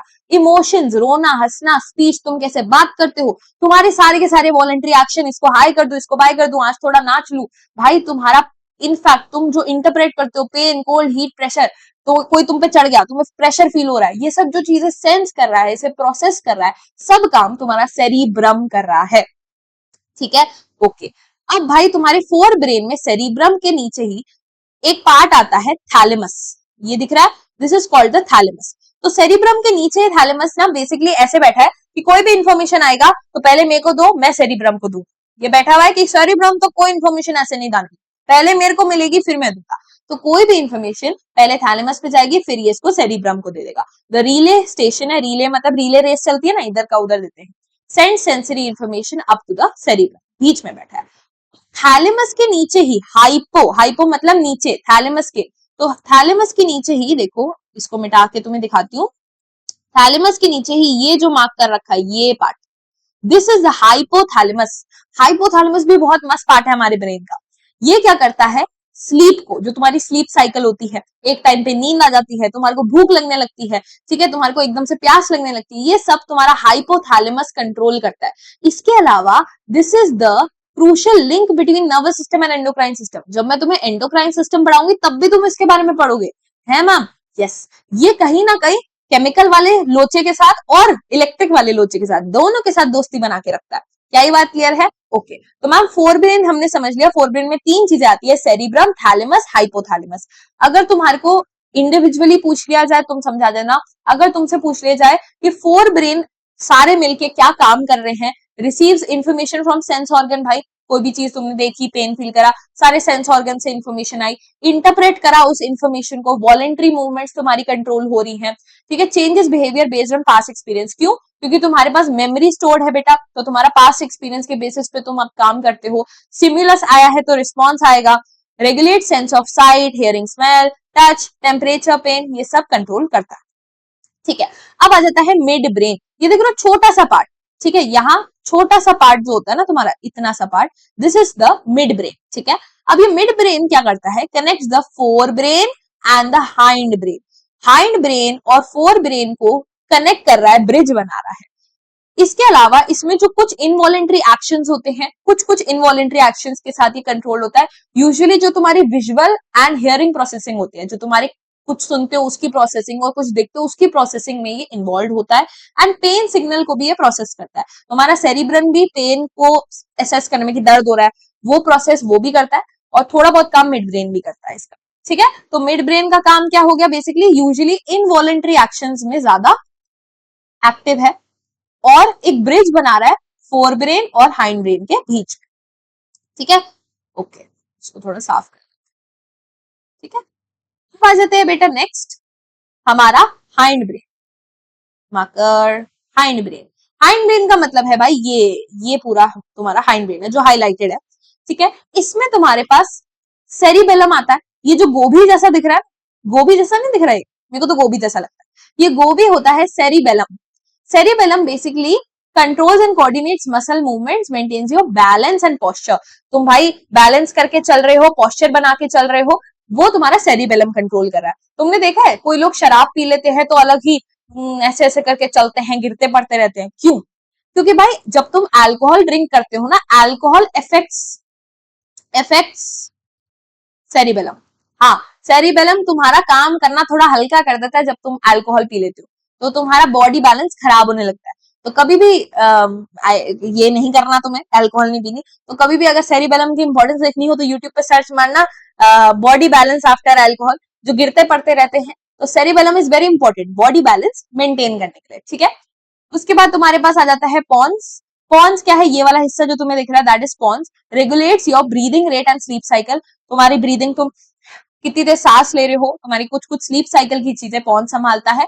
मेडुला ऑब्लिंगेटा, ये दिख रहा है तुम्हें, this is medulla oblongata, controls crucial involuntary action. तुम्हारा ब्लड प्रेशर कितना है, तुम्हारे को सलाइवेशन, तुम्हारे मुंह में जैसे थूके आ जाती हैं, वॉमिटिंग होना, हार्ट रेट, दिल कितनी तेज धड़क रहा है, ये सब मेडुला ऑब्लिंगेटा कंट्रोल करता है। तो तुम्हारा पॉन्स, मेडुला ऑब्लिंगेटा एंड सेरिबेलम मिलके क्या कहलाते हैं, हाइंड ब्रेन कहलाते हैं, ठीक है भाई, क्लियर है। अब भाई तुम्हारे को जो जो मैंने पढ़ाया है क्लियर हो गया। ये क्या पार्ट था, ये मैंने तुम्हें बताया था, ये वाला पार्ट क्या था, कॉर्पस कैलोसम था, ठीक है। ये वाला पार्ट क्या था बेटा, सेरिबेलम था। याद रखना सेरिबेलम और सेरिब्रम में कंफ्यूज मत हो जाना। बेलम बहुत लोग बताते हैं, बेलम बैलेंस से कनेक्टेड होता है इसलिए। अब ये क्या है, ये तुम्हारा क्या था भाई, हाइपोथैलेमस था, ठीक है। ये क्या था, सेरिब्रम था, ठीक है। अब मैं तुम्हें वैसे तुमने देखा होगा वन शॉट में कोई भी नहीं कराता है, बट स्टिल मुझे लग रहा है ब्रेन के डायग्राम में बच्चों को बहुत दिक्कत होती है, इसीलिए मैं वन शॉट में भी, but at least I want to cover this, ठीक है। ये ठीक है, अब हम कवर कराते हैं इसको, ठीक है। देखो सबसे पहले तुम्हें को क्या करना है, ब्रेन बनाना है तो ऐसे एक एरिया बना देना, इसको शेड कर देना, बेसिकली ये कॉर्पस कैलोसम ही बना रहे हैं तुम्हारा, ठीक है। उसके बाद क्या करना है तुम्हारे को, इसको ऐसे सराउंड, फिर तुम्हारे को यहाँ से एक ऐसे डॉट, दूसरी डॉट, फिर थोड़ा सा ऐसा और ऐसा करके नीचे कर दो। फिर तुम्हारे को क्या करना है, ऐसे एक सर्कल बनाना है और इसकी पूंछ निकाल देनी है। भाई ऐसे कोई नहीं सिखाएगा तुम्हें डायग्राम, ठीक है। ये मैं जब खुद पढ़ रही थी, जब खुद मैंने पढ़ना था ये सब, तो मैंने ये सब टेक्निक अपनाई थी, क्योंकि मैं अभी भूल जाती थी। फिर तुम्हें यहाँ ना गोभी बनानी है, सेरिबेलम, तुम ऐसे ऐसे बनाओगे, फिर तुम क्या करोगे, ऐसे ऐसे, ऐसे। गोभी बनानी है, बिल्कुल गोभी, इसको थोड़ा डबल भी कर, बस ऐसे, ठीक है, ऐसे, बस। इसको थोड़ा मिटा दूं, यहाँ से एक्स्ट्रा आ गया ना, ठीक है। ओके, अब क्या करना है भाई, अब व्हाइट से ले लेते हैं। बेसिकली अब यहां से तुम्हारे को ढांचा बनाना है ब्रेन का, तो पेन टैब पे बनाना ना बहुत मुश्किल हो जाता है, ठीक है, हम बना रहे हैं तो, ठीक है। अब ये हो गया, अब क्या करना है तुम्हें, इसके एक और लेयर बना देनी है, ठीक है। तुम्हें स्मूथली बनानी है भाई, मैं पेन टैब पे बना रही हूँ तो थोड़ा ऊपर नीचे से वेवी वेवी सा माहौल हो रहा है। बेसिकली अब मैं क्या बना रही हूँ, हड्डी बना रही हूँ भाई। तुम्हारा ये ये हड्डी है ना ऊपर, ये पूरा तुम्हारा स्कल होता है, इसमें तुम्हारा ये जो हेड को एक बॉक्स है बोन का बना हुआ, दैट इज कॉल्ड क्रेनियम, वो क्रेनियम बना रहे हैं, ठीक है, ये क्रेनियम। फिर तुम्हें क्या करना है बेटा, पाव भाजी बनानी है, पाव भाजी बनाएंगे, यस। ये तुम्हारा पूरा सेरिब्रम वाला पार्ट है, इसको ऐसे बेसिकली जैसे तुम्हारी इंटेस्टाइन दिखती है ना, बड़ी गुचर मुचर सी, वैसा ये पार्ट दिखता है। So this is your entire brain, बन गया, इजी, ह्यूमन ब्रेन। लेबलिंग करनी है, देखो कैसे करोगे। ये पार्ट क्या है, सेरिबेलम है, ठीक है। ये वाला पार्ट क्या है, कौन सा पार्ट लेबल करें, पहले ये वाला कर लेते हैं। This is hypothalamus, this is pituitary, ठीक है, अभी एंडोक्रीन में पढ़ोगे। दिस इज पॉन्स, दिस वाला पार्ट इज मेडुला ओब्लिंगेटा, ठीक है। ये वाला पार्ट है सेरिब्रम, ये तुम्हारा बोन है क्रेनियम, ठीक है। फोर ब्रेन हमने ऊपर ऊपर कवर कर लिया सारा, ठीक है, जिसमें तुम्हारा सेरिब्रम, थैलेमस, हाइपोथैलेमस आता है। ये क्या है, मिड ब्रेन, ठीक है, बन गया, इजी ठीक है। तो बस अब मैंने क्यों कराया ये, ताकि तुम्हारे को इजी हो, ठीक है। अगर तुम्हारे को यार है कि ऐसी ट्रिक्स वाइज थोड़ा इजी इजी करके डायग्राम्स बनने सीखने हैं, तो मैं अलग से वीडियो बना दूंगी, कमेंट कर देना, बट अभी मैं सब कुछ वन शॉट में कवर नहीं करा सकती, राइट। दिखा दिया तुम्हें डायग्राम। अब भाई अब तुम्हारा आ जाता है स्पाइनल कॉर्ड, ठीक है। ब्रेन से ही निकलती है स्पाइनल कॉर्ड, ये जो तुम्हारी निकल रही थी ना, यहाँ से स्पाइनल कॉर्ड स्टार्ट हो जाएगी, फिर ब्रेन स्टेम भी बोलते हैं ना ऐसे, ब्रेन की ही एक ब्रांच निकल रही है। तो ये क्या है बेटा, a cylindrical extension of the brain stem है। तो ब्रेन का मेड्यूला ऑब्लिगेटा ही था, देखो यहाँ मेड्यूला ऑब्लिगेटा था ना, तो यहाँ से एक्सटेंड होके आती है आगे, ठीक है। अब ये क्या करती है, बेसिकली मेजर्स इतना in length and run safely protected within bony cage vertebral column. ये देखो तुम्हारा हड्डियों का ढांचा इस स्पाइनल कॉर्ड को, इस गोल्डन सी लाइनिंग में स्पाइनल कॉर्ड दिखा रही है, उसको प्रोटेक्ट कर रही है। ये क्या है, सेंसरी इंफॉर्मेशन फ्रॉम रिसेप्टर, कोई भी इंफॉर्मेशन स्पाइनल कॉर्ड पे आती है फिर ब्रेन पे जाती है ना, स्पाइनल नर्व्स आएगी, स्पाइनल कॉर्ड आएगी, फिर ब्रेन तक जाएगी। रिफ्लेक्सेस इसी के थ्रू रिफ्लेक्स एक्शंस होते हैं, ठीक है। अब भाई प्रोटेक्शन ऑफ नर्वस सिस्टम, भाई हमारा ब्रेन स्पाइनल कॉर्ड इतने इंपॉर्टेंट ऑर्गन है, तो इनकी प्रोटेक्शन कैसे है, ठीक है। Cranium, the bony brain box, भाई तुम्हारा ब्रेन है उसके ऊपर ये क्या है, ये ढक्कन लगा हुआ है, क्रेनियम है, तो एक बोन के बॉक्स में तुम्हारा क्या है, ब्रेन रखा हुआ है। इसके अलावा जैसे कि मैंने तुम्हें हार्ट के टाइम पे बताया था कि यार भगवान जी भी क्या करते हैं, गिफ्ट रैप करके भेजते हैं चीजों को ताकि खराब ना हो जाए, तो ब्रेन भी तुम्हारा क्या है बेटा, बबल रैप में रैप हो रखा है। इसमें जो बबल रैप है इसको मेनेंजेस कहते हैं, ऐसे बहुत सारी ऐसी लेयर्स होती हैं बबल रैप की, ठीक है। तो मेनेंजेस होती हैं, लेयर होती हैं, और इन लेयर के बीच में क्या होता है भाई, मान लो ये लेयर है, ये बबल रैप की लेयर है, और इसके बीच में पानी भर रखा होता है, एक फ्लूइड भर रखा होता है, ठीक है। इससे क्या होता है कि भाई जैसे बबल रैप बचा लेता है ना, एकदम से शॉक लगता है, तो यही होता है। तो protective layers wrapped around the brain, और इनके बीच में एक पानी जैसा सब्सटेंस फ्लूइड भर रखा है, cerebrospinal fluid, liquid shock absorption, कोई भी झटका लगेगा तो बच जाएगा तुम्हारा ब्रेन। स्पाइनल कॉर्ड में भी वर्टिब्रल कॉलम तो है ही, साथ ही साथ इस पे भी भाई बबल रैप चढ़ा होता है, स्पाइनल मेनिंजेस, जिसके बीच में अगेन पानी भर रखा होता है, सेरिब्रोस्पाइनल फ्लूइड। ठीक है भाई, अब क्या है, अब भाई ये मिनी असाइनमेंट है, which nervous action is so fast that the brain is not involve, reflex action, which specific part of the hind brain controls your body's balance and posture, cerebellum, what is the scientific name of the bony box that protects your brain, cranium. ठीक है, अब भाई ये सब ना summary के sheets आती हैं बीच बीच में, तो तुम अगर रिवाइज कर रहे होगे तब तुम्हें हेल्प करेगी।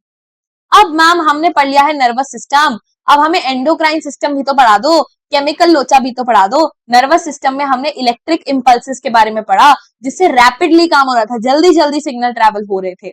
बट अब हम पढ़ेंगे एंडोक्राइन सिस्टम के बारे में, जिसमें हम केमिकल्स का यूज करेंगे, और इसमें काम तो थोड़ा स्लो होगा बट हर एक सेल तक इंफॉर्मेशन पहुंचेगी, वाइड स्प्रेड होगा, एंड इसमें हम सिर्फ इनवॉलेंट्री चीजें कंट्रोल कर पाते हैं।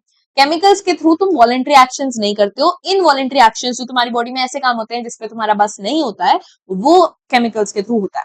ग्रोथ हो गई, डिफेंस हो गई, भाई कोई कोई इंसान लंबा हो जाता है, कोई इंसान बहुत लंबा होता है, कोई इंसान इतना लंबा नहीं हो पाता है, तो ये तुम्हारे हाथ में तो नहीं है ना, ये सब तुम्हारे हॉर्मोन से होता है। तो देखते हैं, सबसे पहले मैं तुम्हें एक एग्जांपल समझाती हूँ, एंडोक्राइन सिस्टम ना थोड़ी फील आएगी। एंडोक्राइन सिस्टम में ना बेटा कुछ ग्लैंड्स होते हैं, एंडोक्राइन ग्लैंड्स होते हैं। ठीक है, देखो सुनो, एंडोक्राइन ग्लैंड्स, वर्ड को तोड़ के समझे। सबसे पहले तो मुझे इसका मतलब बताओ, ग्लैंड्स क्या होते हैं। ग्लैंड्स बेटा ऐसे स्ट्रक्चर्स होते हैं हमारी बॉडी के जो कुछ सिक्रीट करते हैं, सिक्रीशन करते हैं, राइट, कुछ चीज बना के रिलीज करते हैं। एंडोक्राइन क्या होता है,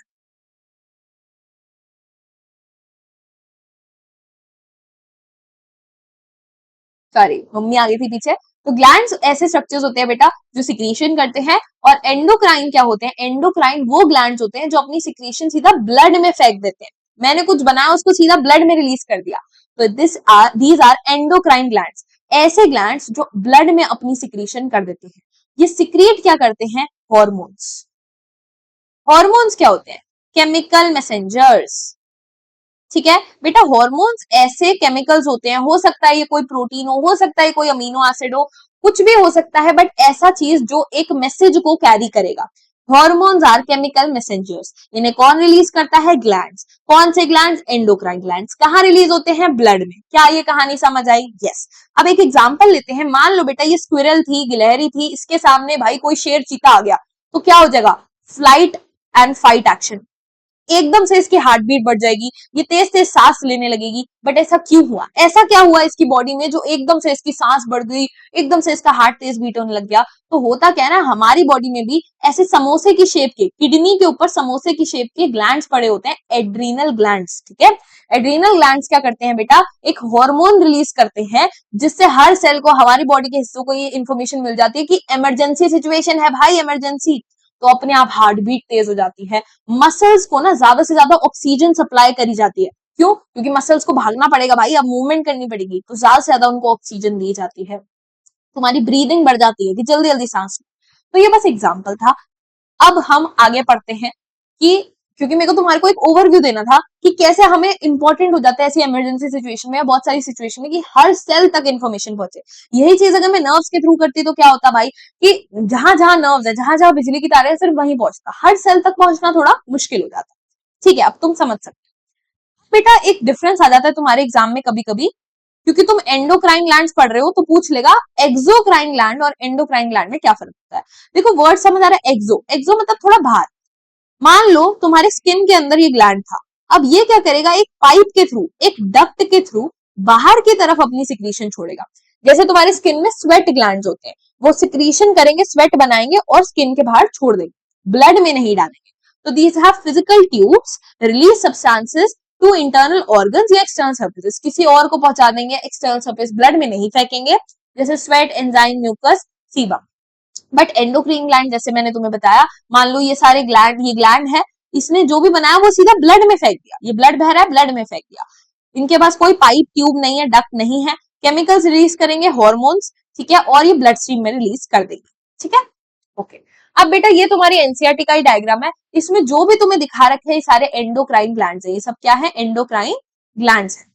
तो इन ग्लैंड्स के हॉर्मोन्स को हम पढ़ेंगे, क्या क्या इनका फंक्शन है। फिर तुम्हारा ह्यूमन का जो भी नर्वस सिस्टम है, एंडोक्राइन सिस्टम खत्म हो जाएगा। फिर हम प्लांट्स का करेंगे। अच्छा एक और बात, क्योंकि ये वीडियो आएगी सब 1 घंटे से ऊपर हो चुकी होगी या 1 घंटे की हो गई होगी, तो मैं क्या करूंगी, अब वन शॉट ही रहेगा ये, बस इसका जो प्लांट्स वाला पार्ट है वो मैं इसी के साथ अलग वीडियो में अपलोड कर दूंगी। रीजन बीइंग क्योंकि वीडियो अपलोड करना वरना मुश्किल हो जाता है, ठीक है।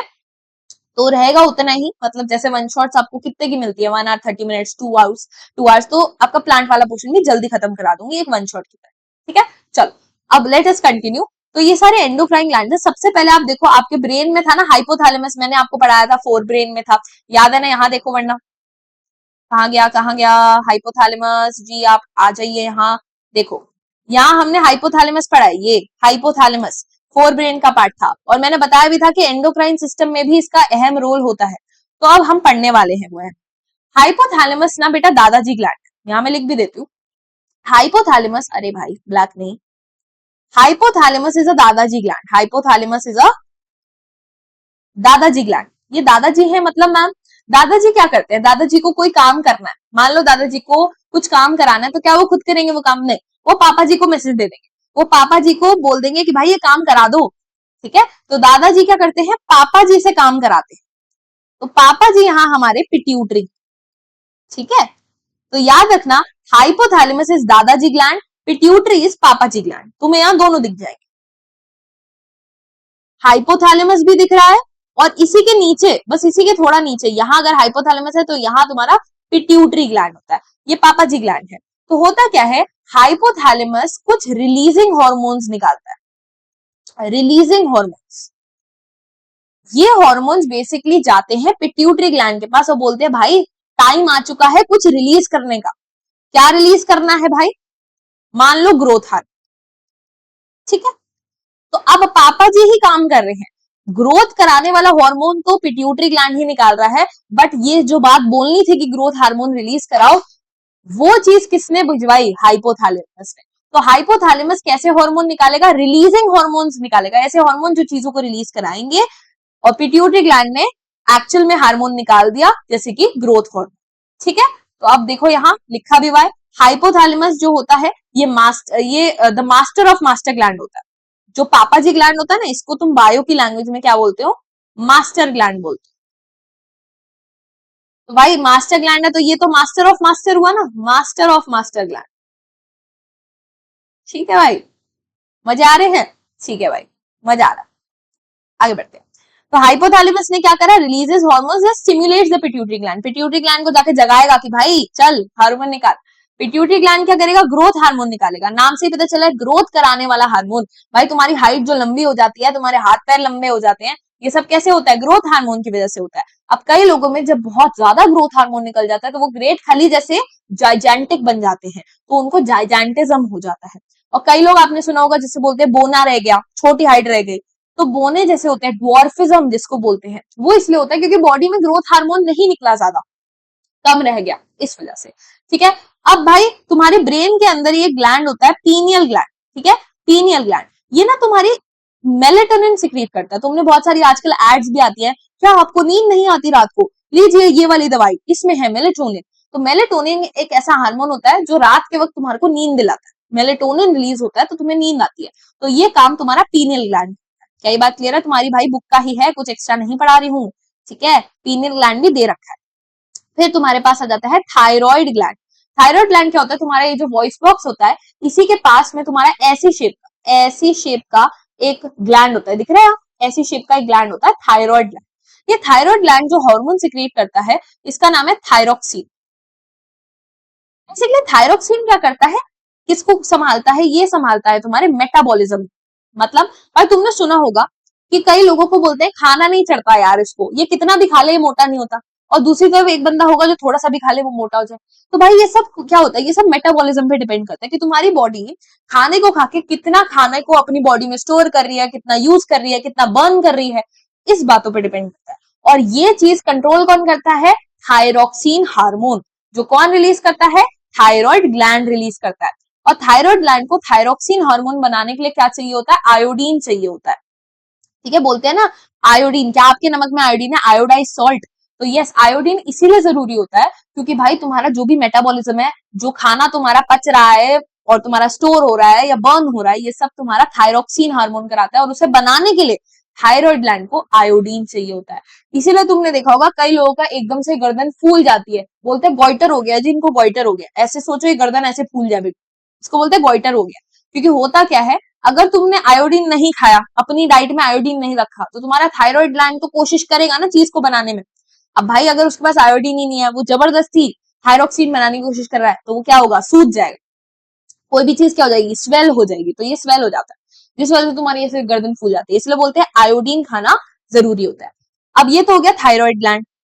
थायराइड ग्लैंड, टेंशन मतलब सब आगे प्रिंटेड है, कहीं सोचो मैम बस समझाए जा रहे हो, नोट्स नहीं दे रहे, आगे है भाई। अब क्या है, तुम्हारी इसी थायराइड ग्लैंड के ऊपर ऐसे चिपका होता है तुम्हारा, ऐसे ऐसे प्रेजेंट होता है तुम्हारा पैराथायरॉइड ग्लैंड। ये पैराथायरॉइड ग्लैंड क्या निकालता है, पैराथ हार्मोन निकालता है। तुम्हें नोट्स दिखा देती हूँ, तुम घबरा जाओगे वरना, है ना। थायराइड ने क्या निकाला भाई, थायरोक्सिन निकाला, जिसने मेटाबॉलिज्म कंट्रोल करा। पैराथायरॉइड ने क्या निकाला बेटा, पैराथ हार्मोन निकाला, जो कि phosphorus and calcium level in blood को कंट्रोल करता है। तुम्हारे ब्लड है, इस ब्लड में बहुत सारी चीजें होती हैं, कैल्शियम भी होता है, फॉस्फोरस भी होता है, तो उसके अमाउंट्स को कंट्रोल करता है। तुम्हारे को पता है तुम्हारी बोन में भी कैल्शियम होता है, फॉस्फोरस होता है, तो बोन और ब्लड के बीच में कैल्शियम फॉस्फोरस का ये जो लेवल है ना, इसको तुम्हारा पैराथ हार्मोन कंट्रोल करता है। जो कौन निकालता है, पैराथायरॉइड निकालता है। ठीक है, अब तुम्हारे पास क्या आ जाता है, थाइमस।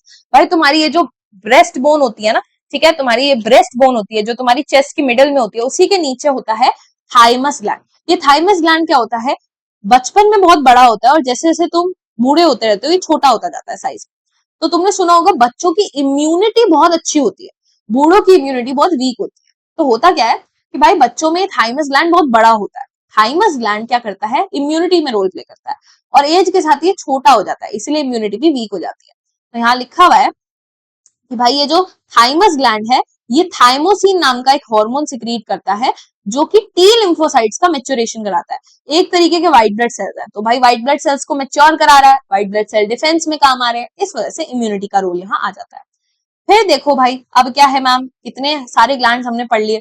अब आ जाते हैं तुम्हारी किडनी के ऊपर ये समोसे शेप का ग्लैंड, एड्रीनल ग्लैंड। ये एड्रीनल ग्लैंड क्या निकालते हैं, एड्रीनलिन निकालते हैं, और ये काम आते हैं इमरजेंसी सिचुएशन में। जैसे मैंने तुम्हें बताया था, गिलहरी का एग्जाम्पल देखो, ध्यान से देखो अब होता क्या है।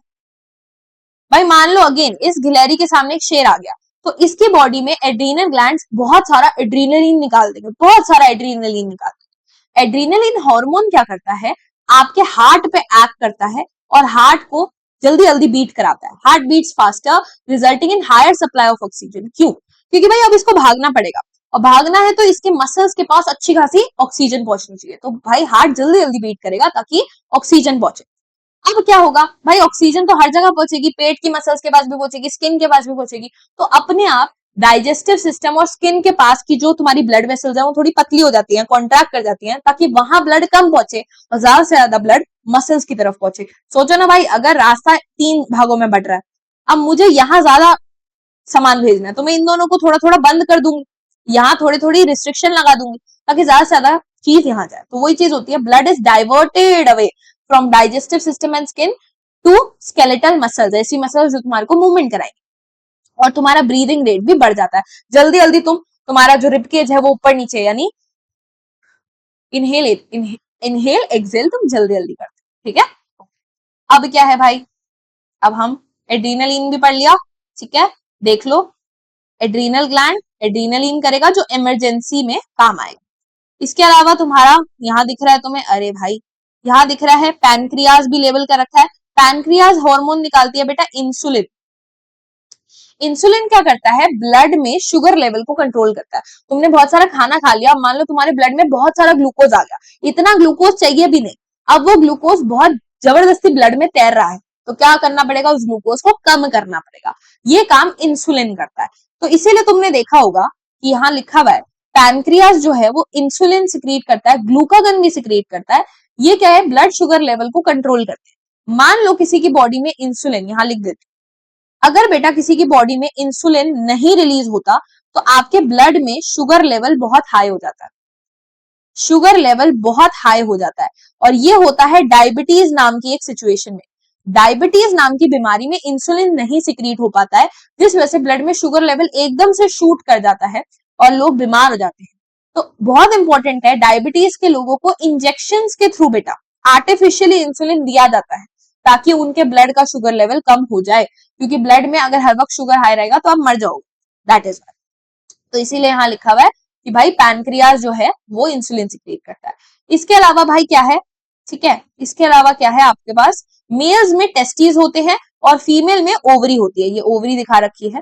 तो क्या होता है भाई, मेल्स में जो तुम्हारे टेस्टिस होते हैं वो क्या कराते हैं, टेस्टोस्टेरोन सिक्रीट करते हैं। टेस्टोस्टेरोन को मेल सेक्स हार्मोन भी कहते हैं, क्योंकि जो भी प्यूबर्टी के टाइम में मेल में डेवलपमेंट होती है, उनके शोल्डर्स ब्रॉड हो जाते हैं, प्यूबिक हेयर आ जाता है, फेशियल हेयर आता है, आवाज एकदम से डीप हो जाती है, ये सारे जो चेंजेस आते हैं, राइट, जब एक छोटा लड़का एक एडल्ट मेल बनता है, वो चेंजेस कौन कराता है, टेस्टोस्टेरोन हार्मोन कराता है।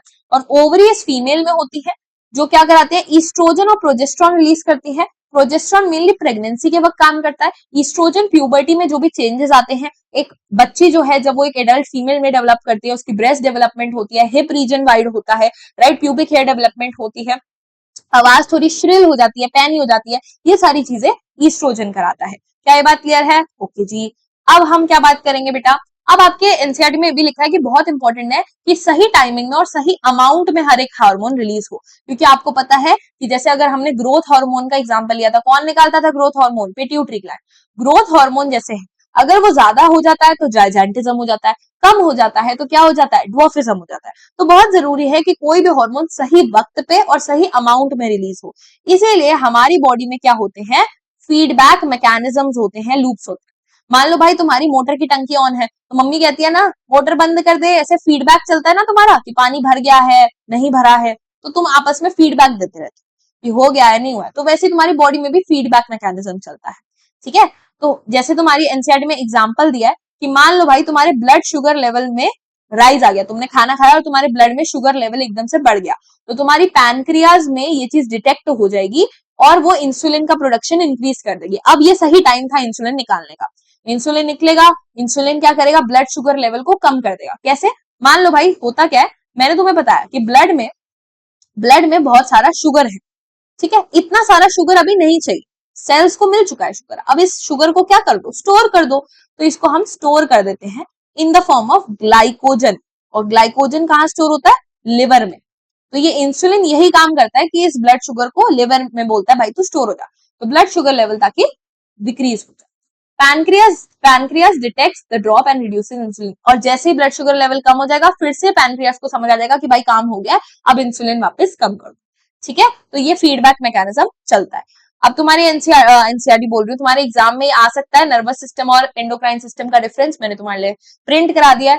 बेसिक है कि इलेक्ट्रिक है, ये केमिकल है, ये न्यूरॉन्स को इन्वॉल्व करता है, ये ब्लड में काम करता है। यहाँ brain and spinal cord main होते हैं, यहाँ ग्लैंड्स आपके मेन होते हैं, यहाँ वॉलेंट्री इनवॉलेंट्री दोनों एक्शन होते हैं, ये इनवॉलेंट्री चीजों को ही कंट्रोल करता है। यहाँ रिस्पॉन्सेज लोकलाइज है, मतलब भाई कम अमाउंट ऑफ सेल्स जो है इनको इन्फॉर्मेशन पहुंचेगी, यहाँ हर सेल तक इन्फॉर्मेशन पहुंच जाएगी।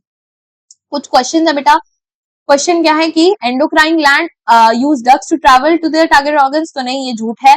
विच gland is known as sleepy bee, sleepy bee नहीं बोलते उसको, बेसिकली ये बताना चाह रहा है कि कौन स्लीप रेगुलेट करता है, मेलेटोनिन कौन सिक्रीट करता है, मेलेटोनिन, तो ये कौन करता है बेटा, ये पीनियल ग्लैंड करता है, ठीक है। Which hormone reroutes blood from your stomach to your muscles during an emergency, emergency के वक्त क्या होता है, ज्यादा से ज्यादा ब्लड मसल्स तक पहुंचे, ये कौन इंश्योर करता है, एड्रीनलिन ग्लैंड, जो कौन सिक्रीट करता है, एड्रीनल हार्मोन, जो एड्रीनल ग्लैंड। चलो बेटा अब आगे बढ़ते हैं प्लांट्स के अंदर कंट्रोल एंड कोऑर्डिनेशन के ऊपर। तो मैम यहीं से हमारे दिमाग में, चुन्नू मुन्नू दिमाग के अंदर एक क्वेश्चन आता है कि मैम क्या एनिमल्स की तरह प्लांट्स भी स्टिमुलस यानी कोई भी इन्वायरमेंट के चेंज को सेंस करके उसकी तरफ रिस्पॉन्स देते हैं क्या? मैंने तुम्हें एक थप्पड़ मार दिया, तुम उसको सेंस कर लोगे और फिर रिस्पॉन्स भी शो करोगे, या तो तुम गुस्सा हो जाओगे, मुझे थप्पड़ मार दोगे, या फिर तुम रोने लगोगे, मतलब कुछ ना कुछ रिस्पॉन्स शो करोगे, क्योंकि तुम्हारे पास एक प्रॉपर नर्वस सिस्टम है, राइट, तुम्हारे पास ब्रेन है, नर्व्स है, सब कुछ है। तो मैम प्लांट्स के पास तो कोई ब्रेन नहीं होता, कोई नर्व्स नहीं होती, तो क्या इसका मतलब वो कुछ भी रिस्पॉन्स नहीं देते? तो नहीं बेटा, रिस्पॉन्स तो प्लांट्स देते हैं। तुमने कभी टच मी नॉट प्लांट को देखा है? टच मी नॉट प्लांट, जिसको हिंदी में छुई मुई का पौधा कहते हैं, इसका नाम क्या है, टच मी नॉट, मुझे मत छुओ, बट तुम तो छुओगे। तो तुम क्या करते हो बेटा, इस प्लांट के पास जाते हो और इसे यहां से क्या कर देते हो, टच कर देते हो। तो बेटा ये क्या होता है, ये गुस्सा हो जाता है, ये सेंस कर लेता है कि तुमने उसको टच करा है और उसको रिस्पॉन्स देता है अपनी लीव्स को क्लोज करके। तुमने इसकी लीफ को जैसे ही छुआ, ये लीफ अपने आप देखो बंद होने लग जाएगी, ऐसे करके ये बंद हो जाएगी। इसका मतलब इसने सेंस करा और रिस्पॉन्स दिया। साथ ही साथ दूसरी तरफ अगर तुम ऐसे एक अपने घर में एक प्लांट का मतलब पॉट लाओ और उसमें तुम उसको खिड़की के पास रखो, तो सीधी सी बात है विंडो के पास से ही इसके पास सनलाइट आ रही होगी। तुम देखोगे कुछ ही दिनों बाद तुम्हारे को दिखेगा कि ये जो ग्रोथ है ना वो इस तरफ हो गई। मतलब अब सारे प्लांट्स लाइट की तरफ ग्रो करने लगे हैं, बेंड हो गए हैं। मतलब मैम ऐसा लग रहा है कि इन्हें समझ आ रहा है कि सनलाइट उस तरफ है, उस तरफ उगना है। तो यस, ये लाइट को सेंस कर रहे हैं और उसकी तरफ रिस्पॉन्स कर रहे हैं। तो मैम ये कैसे हो रहा है? प्लांट के पास तो कुछ सिस्टम नहीं है। तो बेटा होता क्या है कि बेशक से प्लांट के पास एक नर्वस सिस्टम नहीं है, पर प्लांट के पास केमिकल मैसेंजर्स होते हैं। जैसे तुम्हारे पास तुम्हारी बॉडी में हॉर्मोन्स होते हैं, है ना, थायरोक्सिन हार्मोन, एड्रेनलिन हार्मोन, बहुत सारे हार्मोन है। वैसे ही प्लांट के पास भी बहुत सारे टिन्नू मिनू केमिकल मैसेंजर्स है। इसके अलावा ये इसके पास एक बेसिक इलेक्ट्रोकेमिकल पाथवे भी है। मैम ये क्या बोल गए? देखो यार, तुमने एक चीज नोटिस करी, यहां देखो कि तुमने टच तो यहां करा था, बट फिर ये पूरी लीफ क्यों क्लोज हो गई? ये पूरी लीफ को कैसे पता चल गया कि टच आया है? अगर मैंने किसी चीज को यहां छुआ है और यहीं से इंफॉर्मेशन पीछे गई होगी ना, तभी तो पूरी की पूरी लीफ बंद हो गई। तो यस, मतलब चाहे इसके पास हमारी तरह बिजली के तारे नर्व्स नहीं है, बट एक बेसिक सा इलेक्ट्रोकेमिकल पाथवे तो होगा जिससे इंफॉर्मेशन पीछे की तरफ चली गई होगी। तो यस, प्लांट के पास केमिकल मैसेंजर्स और इलेक्ट्रोकेमिकल पाथवे होता है जिससे वो ये काम कर पाता है। क्या ये बात क्लियर है? तो याद रखना बेटा कि एनिमल्स और प्लांट्स में थोड़ा सा डिफरेंस है।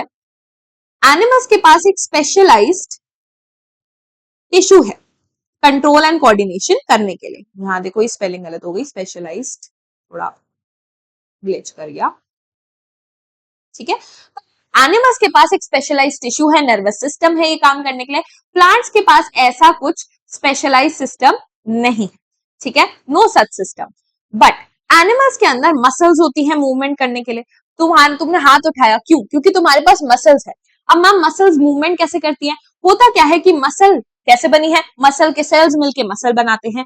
अब ये जो मसल के सेल्स है ना, वो अपनी शेप चेंज कर लेते हैं। जब कोई चीज अपनी शेप चेंज करेगा तो मूवमेंट होगी। बट मैम ये मसल के सेल्स अपनी शेप चेंज कैसे कर रहे हैं? क्योंकि उनके अंदर होते हैं बेटा कॉन्ट्रैक्टाइल प्रोटीन्स। तो बेसिकली कुछ ऐसे प्रोटीन्स हैं जो अपनी शेप चेंज करते हैं, अपनी ऑर्गेनाइजेशन चेंज करते हैं। तो मसल सेल की शेप चेंज होती है और मसल मूवमेंट कॉज करती है। बट मैम प्लांट्स के पास तो मसल्स भी नहीं है, तो प्लांट कैसे मूव कर रहा है? तो प्लांट मूव करता है बेटा वाटर लॉस एंड गेन की मदद से।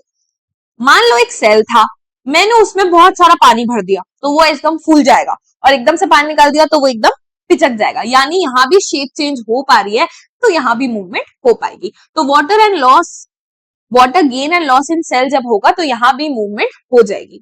तो याद रखना दोनों में ही क्या हो रहा है, एक इलेक्ट्रोकेमिकल पाथवे तो है, ठीक है, एंड दोनों में ही सेल की शेप तो चेंज हो रही है। अब वो अलग बात है कि भाई कोई टिश्यू सिस्टम है कि नहीं, कोई मसल है कि नहीं। क्या ये बात क्लियर है? ठीक है। अब बेटा एक और चीज मैं तुम्हें ऑब्जर्व कराना चाहूंगी कि तुमने देखा यहाँ आपने दो तरीके की मूवमेंट देखी, दो टाइप्स की मूवमेंट देखी। मतलब भाई लीफ का ओपन होना, क्लोज होना, इसमें कोई भी तरीके की ग्रोथ इन्वॉल्व नहीं, राइट? इसमें प्लांट उग नहीं रहा है, ग्रो नहीं कर रहा है। बट सेकेंड एग्जाम्पल में इसमें ग्रोथ इन्वॉल्व है, राइट? प्लांट ग्रो कर रहा है लाइट की तरफ। तो यानी प्लांट दो तरीके की मूवमेंट दिखा सकता है, tropic movement and nastic movement. क्या होता है? ट्रॉपिक मूवमेंट्स ऐसी मूवमेंट्स होती है जिनमें ग्रोथ इन्वॉल्व होती है। जैसे कि सेकेंड एग्जाम्पल में प्लांट सनलाइट की तरफ ग्रो कर रहा था, मूवमेंट तो हो रही थी पर ग्रोथ के साथ हो रही थी। तो इसलिए tropic movements are those movements जिसमें क्या होते हैं, सेल ग्रोथ होती है, प्लांट की ग्रोथ होती है, एंड दीज आर स्लो। क्योंकि भाई कोई भी ऐसा तो नहीं होगा ना कि एकदम से ग्रो कर गया, प्लांट इतना सा था, सुबह उठे तो इतना बड़ा हो गया, ऐसा नहीं होता, धीरे धीरे ग्रोथ होती है। तो ट्रॉपिक मूवमेंट स्लो होती है, साथ ही साथ ये डायरेक्शनल होती है। डायरेक्शनल का क्या मतलब है? तुम देखो भाई, ये सनलाइट की तरफ ग्रो कर रहा था, ठीक है, मैं बोल सकती हूँ कि it is growing towards the sunlight. But इस एग्जाम्पल में कुछ ऐसा था क्या, भाई ओपन हो रहा है, क्लोज हो रहा है, इसमें तो कोई डायरेक्शन नहीं थी, राइट? बट जब भी ग्रोथ वाली मूवमेंट्स होंगी, ट्रॉपिक मूवमेंट्स होंगी, तो कुछ ना कुछ डायरेक्शन इन्वॉल्व होगी। या तो टूवर्ड्स या away from the stimulus. Stimulus क्या था? वो इंफॉर्मेशन, वो चेंज। लाइट एक स्टिम्युलस है, या तो उसके टूवर्ड्स होगा या उसके अगेंस्ट होगा। कोई भी स्टिम्युलस ले आओ, वाटर, वाटर की वजह से अगर ग्रोथ वाली मूवमेंट हो रही है तो या तो वाटर के टूवर्ड्स होगी या अगेंस्ट होगी, यही दो पॉसिबिलिटी होंगी। Nastic movements on the other hand ऐसी मूवमेंट्स है जो क्या हो रही है भाई? विदाउट ग्रोथ हो रही है। ओपन क्लोज में कोई ग्रोथ नहीं है, इसीलिए ये फास्ट भी होती है। जल्दी से क्लोज हो गई, तुम चले जाओगे तो ओपन भी हो जाएगी। वो शर्मा गई थी बेटा, इसीलिए बंद हो गई थी। तो फास्ट है, इमीडिएट है, मैकेनिज्म क्या है? नो ग्रोथ इन्वॉल्व, कोई भी ग्रोथ नहीं है। ठीक है, एंड ये क्यों हो रहा था? क्योंकि भाई कहीं ना कहीं सेल्स ने अपनी शेप चेंज करी होगी ना, वाटर गेन या लूज करके। ठीक है, डायरेक्शन नहीं होती है, नॉन डायरेक्शनल, कोई डायरेक्शन नहीं, ओपन क्लोज में कुछ डायरेक्शन नहीं है। और ये भी बता दूं, नास्टिक मूवमेंट्स थोड़ी सी फास्ट होती है, जबकि ट्रॉपिक मूवमेंट्स क्या होती है? स्लो होती है। ये चीज याद रखना, ठीक है, भूल जाते हैं बच्चे, इसलिए बता रही हूँ। तो मैम, ट्रॉपिक मूवमेंट्स जो होती हैं वो अलग अलग तरीके की हो सकती हैं। भाई कोई लाइट की वजह से ग्रो कर रहा है, कोई वाटर की तरफ या वाटर के अगेंस्ट ग्रो कर रहा है। तो ट्रॉपिक मूवमेंट्स अलग अलग तरीके की होती है, जैसे phototropism, geotropism, hydrotropism, chemotropism, thigmotropism. एक एक करके सबको समझते हैं, बट उससे पहले ट्रोपिज्म, इस वर्ड को समझते हैं। Tropic movement, tropism. तो ये जो ट्रोपिज्म होता है ना, ये ट्रोपोज वर्ड से आया है, जिसका मतलब टर्निंग होता है। बेसिकली आप क्या कर रहे हो? ये डायरेक्शनल ग्रोथ मूवमेंट्स है, ग्रोथ भी हो रही है और कोई ना कोई डायरेक्शन टर्न हो रहा है। ठीक है, फोटोट्रोपिज्म, बेटा फोटो का क्या मतलब होता है? तो खींच मेरी फोटो, नहीं, फोटो का मतलब होता है बेटा लाइट। लाइट की वजह से होने वाली ट्रॉपिक मूवमेंट, यानी लाइट इंड्यूस्ड मतलब लाइट की वजह से होने वाली ट्रॉपिक मूवमेंट, ऐसी मूवमेंट जिसमें ग्रोथ हो रही है। ठीक है, अब बेटा क्योंकि ये डायरेक्शनल है तो सीधी सी बात है, या तो प्लांट लाइट की तरफ उगेगा या उसके अगेंस्ट उगेगा। जैसे यहां अगर तुम देखो तो बेटा ये सनलाइट आ रही थी, तो ये क्या हुआ? ये प्लांट सनलाइट की तरफ उगने लग गया। बट तुम प्लांट मत बोलो इसको, तुम्हें पता है कि यहाँ दो पार्ट्स होते हैं, राइट? अगर मैं दिखाऊं तुम्हें तो बेटा ये वाला पार्ट कहलाता है शूट, और जो इसकी रूट्स होंगी, जो जमीन के नीचे वाला पार्ट है, वो कहलाता है रूट। तो तुम्हें एक मस्त बात बताऊं, जब सनलाइट आई है तो तुम्हारा जो शूट वाला पार्ट है वो तो लाइट की तरफ बेंड होता है, बट जो तुम्हारी रूट्स होती है ना, वो लाइट से अवे बेंड हो जाती है। तो इसीलिए बोलते हैं कि stem shows positive phototropism. Positive phototropism क्या होता है भाई? कोई भी चीज पॉजिटिव है मतलब उसकी टूवर्ड्स हो रही है, तो it shows positive phototropism, light की तरफ ग्रो करेगी। ठीक है, जबकि रूट क्या करेगी? लाइट के अगेंस्ट ग्रो करेगी, नेगेटिव ग्रो करेगी, नेगेटिव फोटोट्रोपिज्म। ठीक है भाई, और फोटोट्रोपिज्म क्या है? लाइट की तरफ ग्रो करना, मतलब लाइट की वजह से ग्रो करना। Okay, next is geotropism. Geotropism क्या होता है भाई? जियो का मतलब यहां आपको ग्रेविटी से रिलेट करना है। ठीक है, हमारी अर्थ के पास ग्रेविटी है, कोई भी चीज नीचे की तरफ खींचती है, तो अब ग्रेविटी की वजह से ट्रॉपिक मूवमेंट हो रही है। तो भाई सीधी सी बात है, तुमने एक प्लांट को देखा होगा, प्लांट की जो रूट्स होती हैं वो नीचे नीचे उगती हैं। ये देखो एक ग्लिच कर रहा है फिर से भाई, प्लांट की जो रूट्स होती हैं वो नीचे नीचे उगती हैं, और जो प्लांट की शूट होती है वो ऊपर की तरफ उगती है। मतलब शूट क्या शो करती है? यहां लिख दूं, शूट क्या शो करती है बेटा? Shoot shows negative geotropism. ठीक है, यानी ग्रेविटी के अगेंस्ट उग रहा है। ये शूट जो है वो ग्रेविटी के अगेंस्ट उग रहा है, और रूट जो है वो ग्रेविटी के टुवर्ड्स उग रहा है, यानी पॉजिटिव जियोट्रोपिज्म। इजी है ना भाई? सुनने में पहले पता है बड़ा वो लगता है कि क्या ही बोल दिया, but it's very easy. Next क्या है? नेक्स्ट तरीके की ट्रॉपिक मूवमेंट है हाइड्रोट्रोपिज्म। हाइड्रो का मतलब क्या होता है? वाटर। मतलब भाई वाटर दिखा है तो वाटर की तरफ उगू या उसके अगेंस्ट उगू? तो बेटा यहाँ आपकी जो रूट्स होती हैं वो वाटर की तरफ उगती हैं, टुवर्ड्स उगती हैं।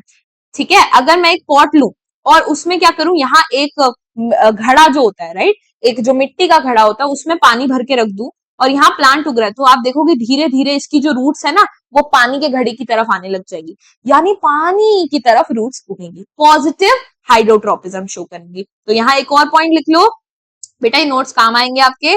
पॉजिटिव हाइड्रोट्रोपिज्म, पानी की तरफ उगेगी। मुझे पता है कि तुम्हारे दिमाग में क्वेश्चन नहीं आया होगा, बट मुझे बताना जरूरी। एक बात बताओ, अगर मैंने यहाँ पानी रख दिया, अगर मैंने यहाँ पानी रख दिया, तो ये रूट्स तो नीचे जा रही थी ना, मैम ये जियोट्रोपिज्म की वजह से नीचे जाएंगी या हाइड्रोट्रोपिज्म की वजह से पानी की तरफ जाएंगी? ओ माय गॉड, इतनी कंफ्यूजन। रूट्स को तो डिसाइड करना पड़ेगा कि मैं ग्रेविटी की तरफ जाऊं या वाटर की तरफ जाऊं।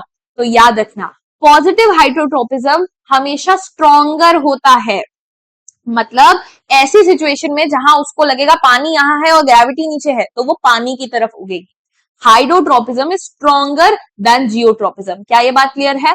ओके, इसको नोट कर लेना स्टार लगा के। ओके, नेक्स्ट आ जाता है कीमोट्रोपिज्म। बेटा कीमो का मतलब क्या होता है? कीमो का मतलब होता है केमिकल। मतलब केमिकल, कुछ केमिकल सेंस हो रहा है, उसकी तरफ ग्रो करूं या उसके अगेंस्ट ग्रो करूं, दैट इज कीमोट्रोपिज्म। अब तुमने ये एक एग्जांपल तुम्हारी एनसीईआरटी में दिया है, pollen tube grow towards the ovary. जब तुम रिप्रोडक्शन चैप्टर पढ़ोगे, जो तुम्हारा नेक्स्ट चैप्टर है, उसमें तुम देखोगे कि तुम्हारा ये फीमेल रिप्रोडक्टिव पार्ट होता है, जिसमें क्या आता है? पोलन लैंड होता है। जब पोलन लैंड हो जाता है तो वो ग्रो करता है पोलन ट्यूब में। अब ये जो पोलन ट्यूब है उसको फीमेल, मान लो भाई यहाँ फीमेल गैमेट बैठी है, फीमेल बैठी है, मेल का इंतजार कर रही है, तो भाई ये मेल को कैसे पता चलेगा कि मुझे यहां तक पहुंचना है? तो बेसिकली यहां से कुछ केमिकल्स इसको सेंस होंगे, जिस वजह से वो इसकी तरफ आ जाएगा, तेरी ओर तेरी ओर। कौन लेके जाएगा? केमिकल, कीमोट्रोपिज्म लेके जाएगा। क्या ये बात क्लियर है? ओके, ठीक है भाई।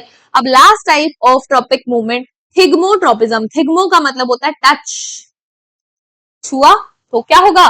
अब होगा क्या? तुमने कभी कभी ऐसे प्लांट्स देखे हैं, बेर जैसे प्लांट्स, जो किसी भी चीज पे लिपट जाते हैं अपने आप। ये प्लांट क्या हो रहा है? अपने आप इस पे ऐसे ट्विस्ट कर गया और उगने लग गया। तो हमने तो नहीं बताया था इसको कि हमने एक डंडी लगा दी है, तू लिपट जा। हम सपोर्ट लगा देते हैं, बट वो अपने आप लिपटता जाता है। यानी वो कुछ सेंस कर रहा है कि तुमने एक लकड़ी वहां लगा दी।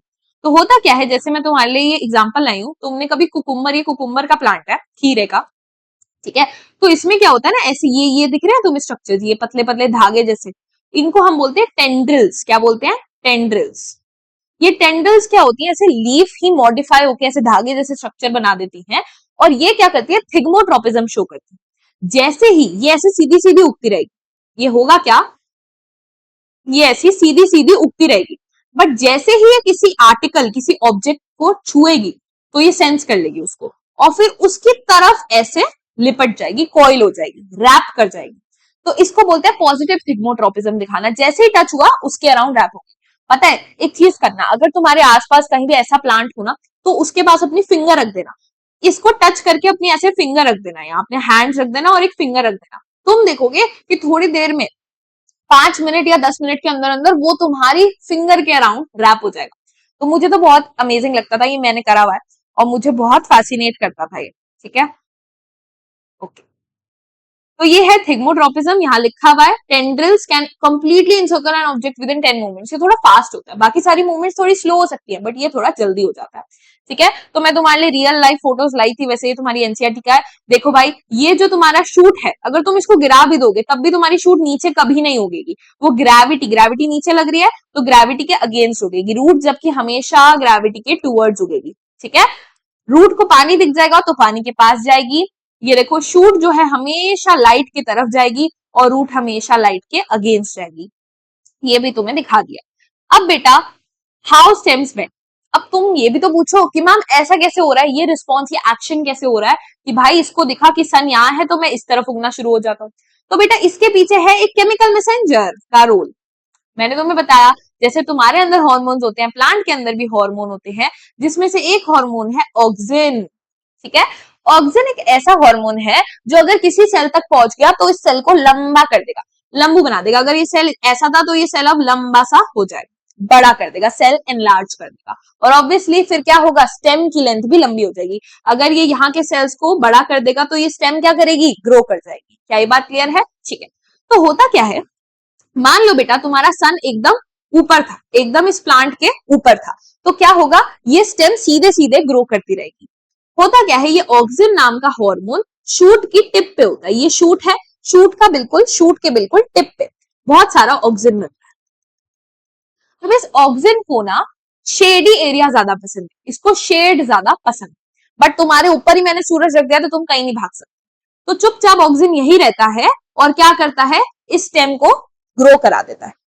बट अगर ये सन यहां ना होके इस तरफ है, मान लो ये सन की लाइट सिर्फ इस तरफ से आ रही, तो ऑब्वियस सी बात है इस साइड पे ज्यादा सनलाइट आ रही है और इस साइड पे थोड़ी कम सनलाइट आ रही है। अरे यहाँ ज्यादा धूप पड़ेगी और इस साइड कम धूप पड़ेगी, तो ये सारा ऑक्सीजन कहाँ चले जाएगा, भाग के इस साइड आ जाएगा। सारा ऑक्सीजन तुम देखो ये ऑक्सीजन है सारा, ये ऑक्सीजन सब इकट्ठा हो गया इस शेडी साइड पे। तो अब क्या होगा, सोचो भाई यहाँ है, अब यहां से मैं ग्रो करने लग गई बट यहां से नहीं ग्रो कर रही, तो अपने आप मैं बेंड हो जाऊंगी। क्या ये बात समझ आ रही है? तो क्या होता है इस केस में, सिर्फ शेडी साइड वाला पार्ट ग्रो करेगा, सिर्फ ये वाली साइड जो है वो ग्रो कर जाएगी, वो लंबी हो जाएगी और ये वाली साइड ग्रो नहीं कर पाएगी। तो क्या होगा, अपने आप बेटा ये यहाँ इस साइड पे बेंड कर जाएगा, अनइवन ग्रोथ होगी जिससे बेंडिंग हो जाएगी। क्या ये बात क्लियर है? तो ऑक्सीजन हमेशा shady side migrates to shady side, और शेडी साइड पे जाएगा तो वहां ज्यादा ग्रोथ करेगा जिस वजह से बेंडिंग हो जाएगी। क्या ये बात क्लियर है? ठीक है। अब बेटा यहाँ एक एक्सपेरिमेंट है, ठीक है, जिसमें आपको प्रूव करा गया है कि positive hydrotropism is stronger then positive geotropism. वही चीज है कि अगर रूट्स को ऑप्शन मिलेगा कि भाई नीचे उगते रहूं या कोने में पानी पड़ा है वहां चले जाऊं, तो वो पानी की तरफ जाएगा। ऐसा अगर तुम्हें प्रूफ करना है तो तुम क्या करोगे, एक सीप ट्यूब लोगे, एक छन्नी लोगे, छन्नी में बहुत सारी मिट्टी भर दोगे, वहां कुछ कुछ जो है तुम अपने सीड्स डाल दोगे। जैसे जैसे वो सीड्स जर्मिनेट करेंगे उनकी रूट आएगी, रूट क्या करेगी, नीचे की तरफ उगने लग जाएगी। क्यों? क्योंकि ग्रेविटी नीचे की तरफ है। बट जब वो यहां तक पहुंच जाएगी, वो नीचे पहुंच गई, बट अब एक बात बताओ, पानी कहाँ है, मिट्टी में है, तो पानी यहाँ है, तो अब इसको सेंस होगा कि भाई पानी ऊपर है, तो वो वापस से पीछे की तरफ मुड़ जाएगी। जैसे देखो यहाँ ये रूट नीचे गई और फिर मुड़ गई, यहाँ ये रूट नीचे गई फिर मुड़ गई। क्यों? क्योंकि उसको पानी ज्यादा इंपॉर्टेंट है भाई उसके लिए। तो पॉजिटिव हाइड्रोट्रोपिज्म हायर होता है, स्ट्रॉन्गर होता है देन पॉजिटिव जियोट्रोपिज्म। ठीक है, ये इंपॉर्टेंट है। और पता है ऐसे वाले ना ज्यादा पूछे जाते हैं आजकल क्वेश्चन, ये क्योंकि तुम्हारी नॉलेज को टेस्ट करते हैं, तो तुम्हें पता होना चाहिए। ठीक है, अब आ जाते हैं बेटा डिटेल में पढ़ लेंगे एक बार नास्टिक मूवमेंट्स को। नास्टिक मूवमेंट्स वो मूवमेंट्स थी जिसमें नो ग्रोथ इन्वॉल्व, कोई ग्रोथ नहीं थी इसमें, और ये फास्ट मूवमेंट्स थी जिनमें हम क्या यूज करते हैं, इलेक्ट्रोकेमिकल पाथवेज यूज कर लेते हैं। क्या यूज कर लेते हैं?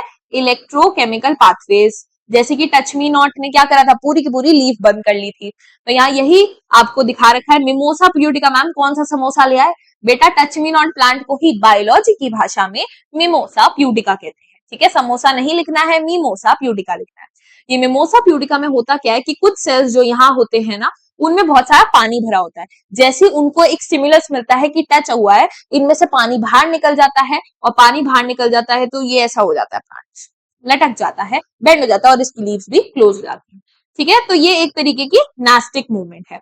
ये पहले सेल में पानी था, फिर पानी बाहर निकल गया। क्या ये बात क्लियर है? तो ये कौन सा मैकेनिज्म है? टर्जन प्रेशर। बेसिकली पानी के अंदर आने और बाहर जाने से सेल की शेप चेंज हो रही है और मूवमेंट हो रही है। पता है कुछ कुछ ऐसे प्लांट्स भी होते हैं जो रात और दिन में, तुमने देखा होगा गार्डन जाना, क्या होता है कि सुबह के वक्त मान लो लीफ ऐसी होगी, ठीक है, और जब रात होगी ना यही लीफ ऐसी हो जाएगी। ऐसा बहुत प्लांट्स में होता है। ठीक है, ये आपका डे एंड नाइट को सेंस करके होता है। Other plants respond to day and night cycle, जैसे ऑक्सैलिस का पौधा, लीव्स ड्रूप एट नाइट। ठीक है, इसको बोलते हैं फोटोनास्टिक। नास्टिक मूवमेंट हो रही है लाइट की वजह से, ये नास्टिक मूवमेंट है, इसमें कोई ग्रोथ थोड़ी इन्वॉल्व है। पत्ती ऐसे थी फिर ऐसे हो गई, ऐसे थी ऐसे हो गई, सुबह होगी फिर से ऐसी हो जाएगी। ठीक है, ओके, तो ऐसे करके नास्टिक मूवमेंट्स होती है। तो अब आपका ये बेटा बहुत इंपॉर्टेंट क्वेश्चन है, ट्रॉपिक मूवमेंट नास्टिक मूवमेंट्स के बीच में डिफरेंस पूछ लिया जाता है। आपको बताना पड़ेगा ट्रॉपिक डायरेक्शनल होती है, या तो टूवर्ड या अवे होंगी। ये नॉन डायरेक्शनल होती है, यहाँ ग्रोथ होती है, यहाँ ग्रोथ नहीं होती है। ट्रॉपिक मूवमेंट थोड़ी धीरे धीरे होती है क्योंकि ग्रोथ हो रही है, नास्टिक मूवमेंट थोड़ी जल्दी हो जाती है। बेटा ट्रॉपिक मूवमेंट में शूट्स बेंड एग्जांपल है। ठीक है, कि यहाँ शूट बेंड कर रही है टुवर्ड्स द लाइट सोर्स। यहाँ क्या हो रहा है, curling and drooping leaves of the sensitive plant when touch, छुई मुई को छुओगे ये बंद हो जाएगा। ठीक है, ओके। बेटा आ जाते हैं फाइटो हार्मोन्स पे। कौन सी फाइट हो गई यहाँ? Basically phyto hormones, phyto plant hormones की हम यहाँ बात कर रहे हैं। प्लांट हार्मोन्स क्या होते हैं? कुछ ऐसे केमिकल्स ही हैं, केमिकल्स हैं जो मैसेंजर्स की तरह एक्ट कर रहे हैं, छोटी छोटी क्वांटिटी में इनको बनाते हैं और फिर ये हर जगह फैल जाते हैं और अपना मैसेज कन्वे कर देते हैं। ठीक है, ये प्लांट के अंदर जो भी रिस्पॉन्सेज है उनको कंट्रोल करेगा।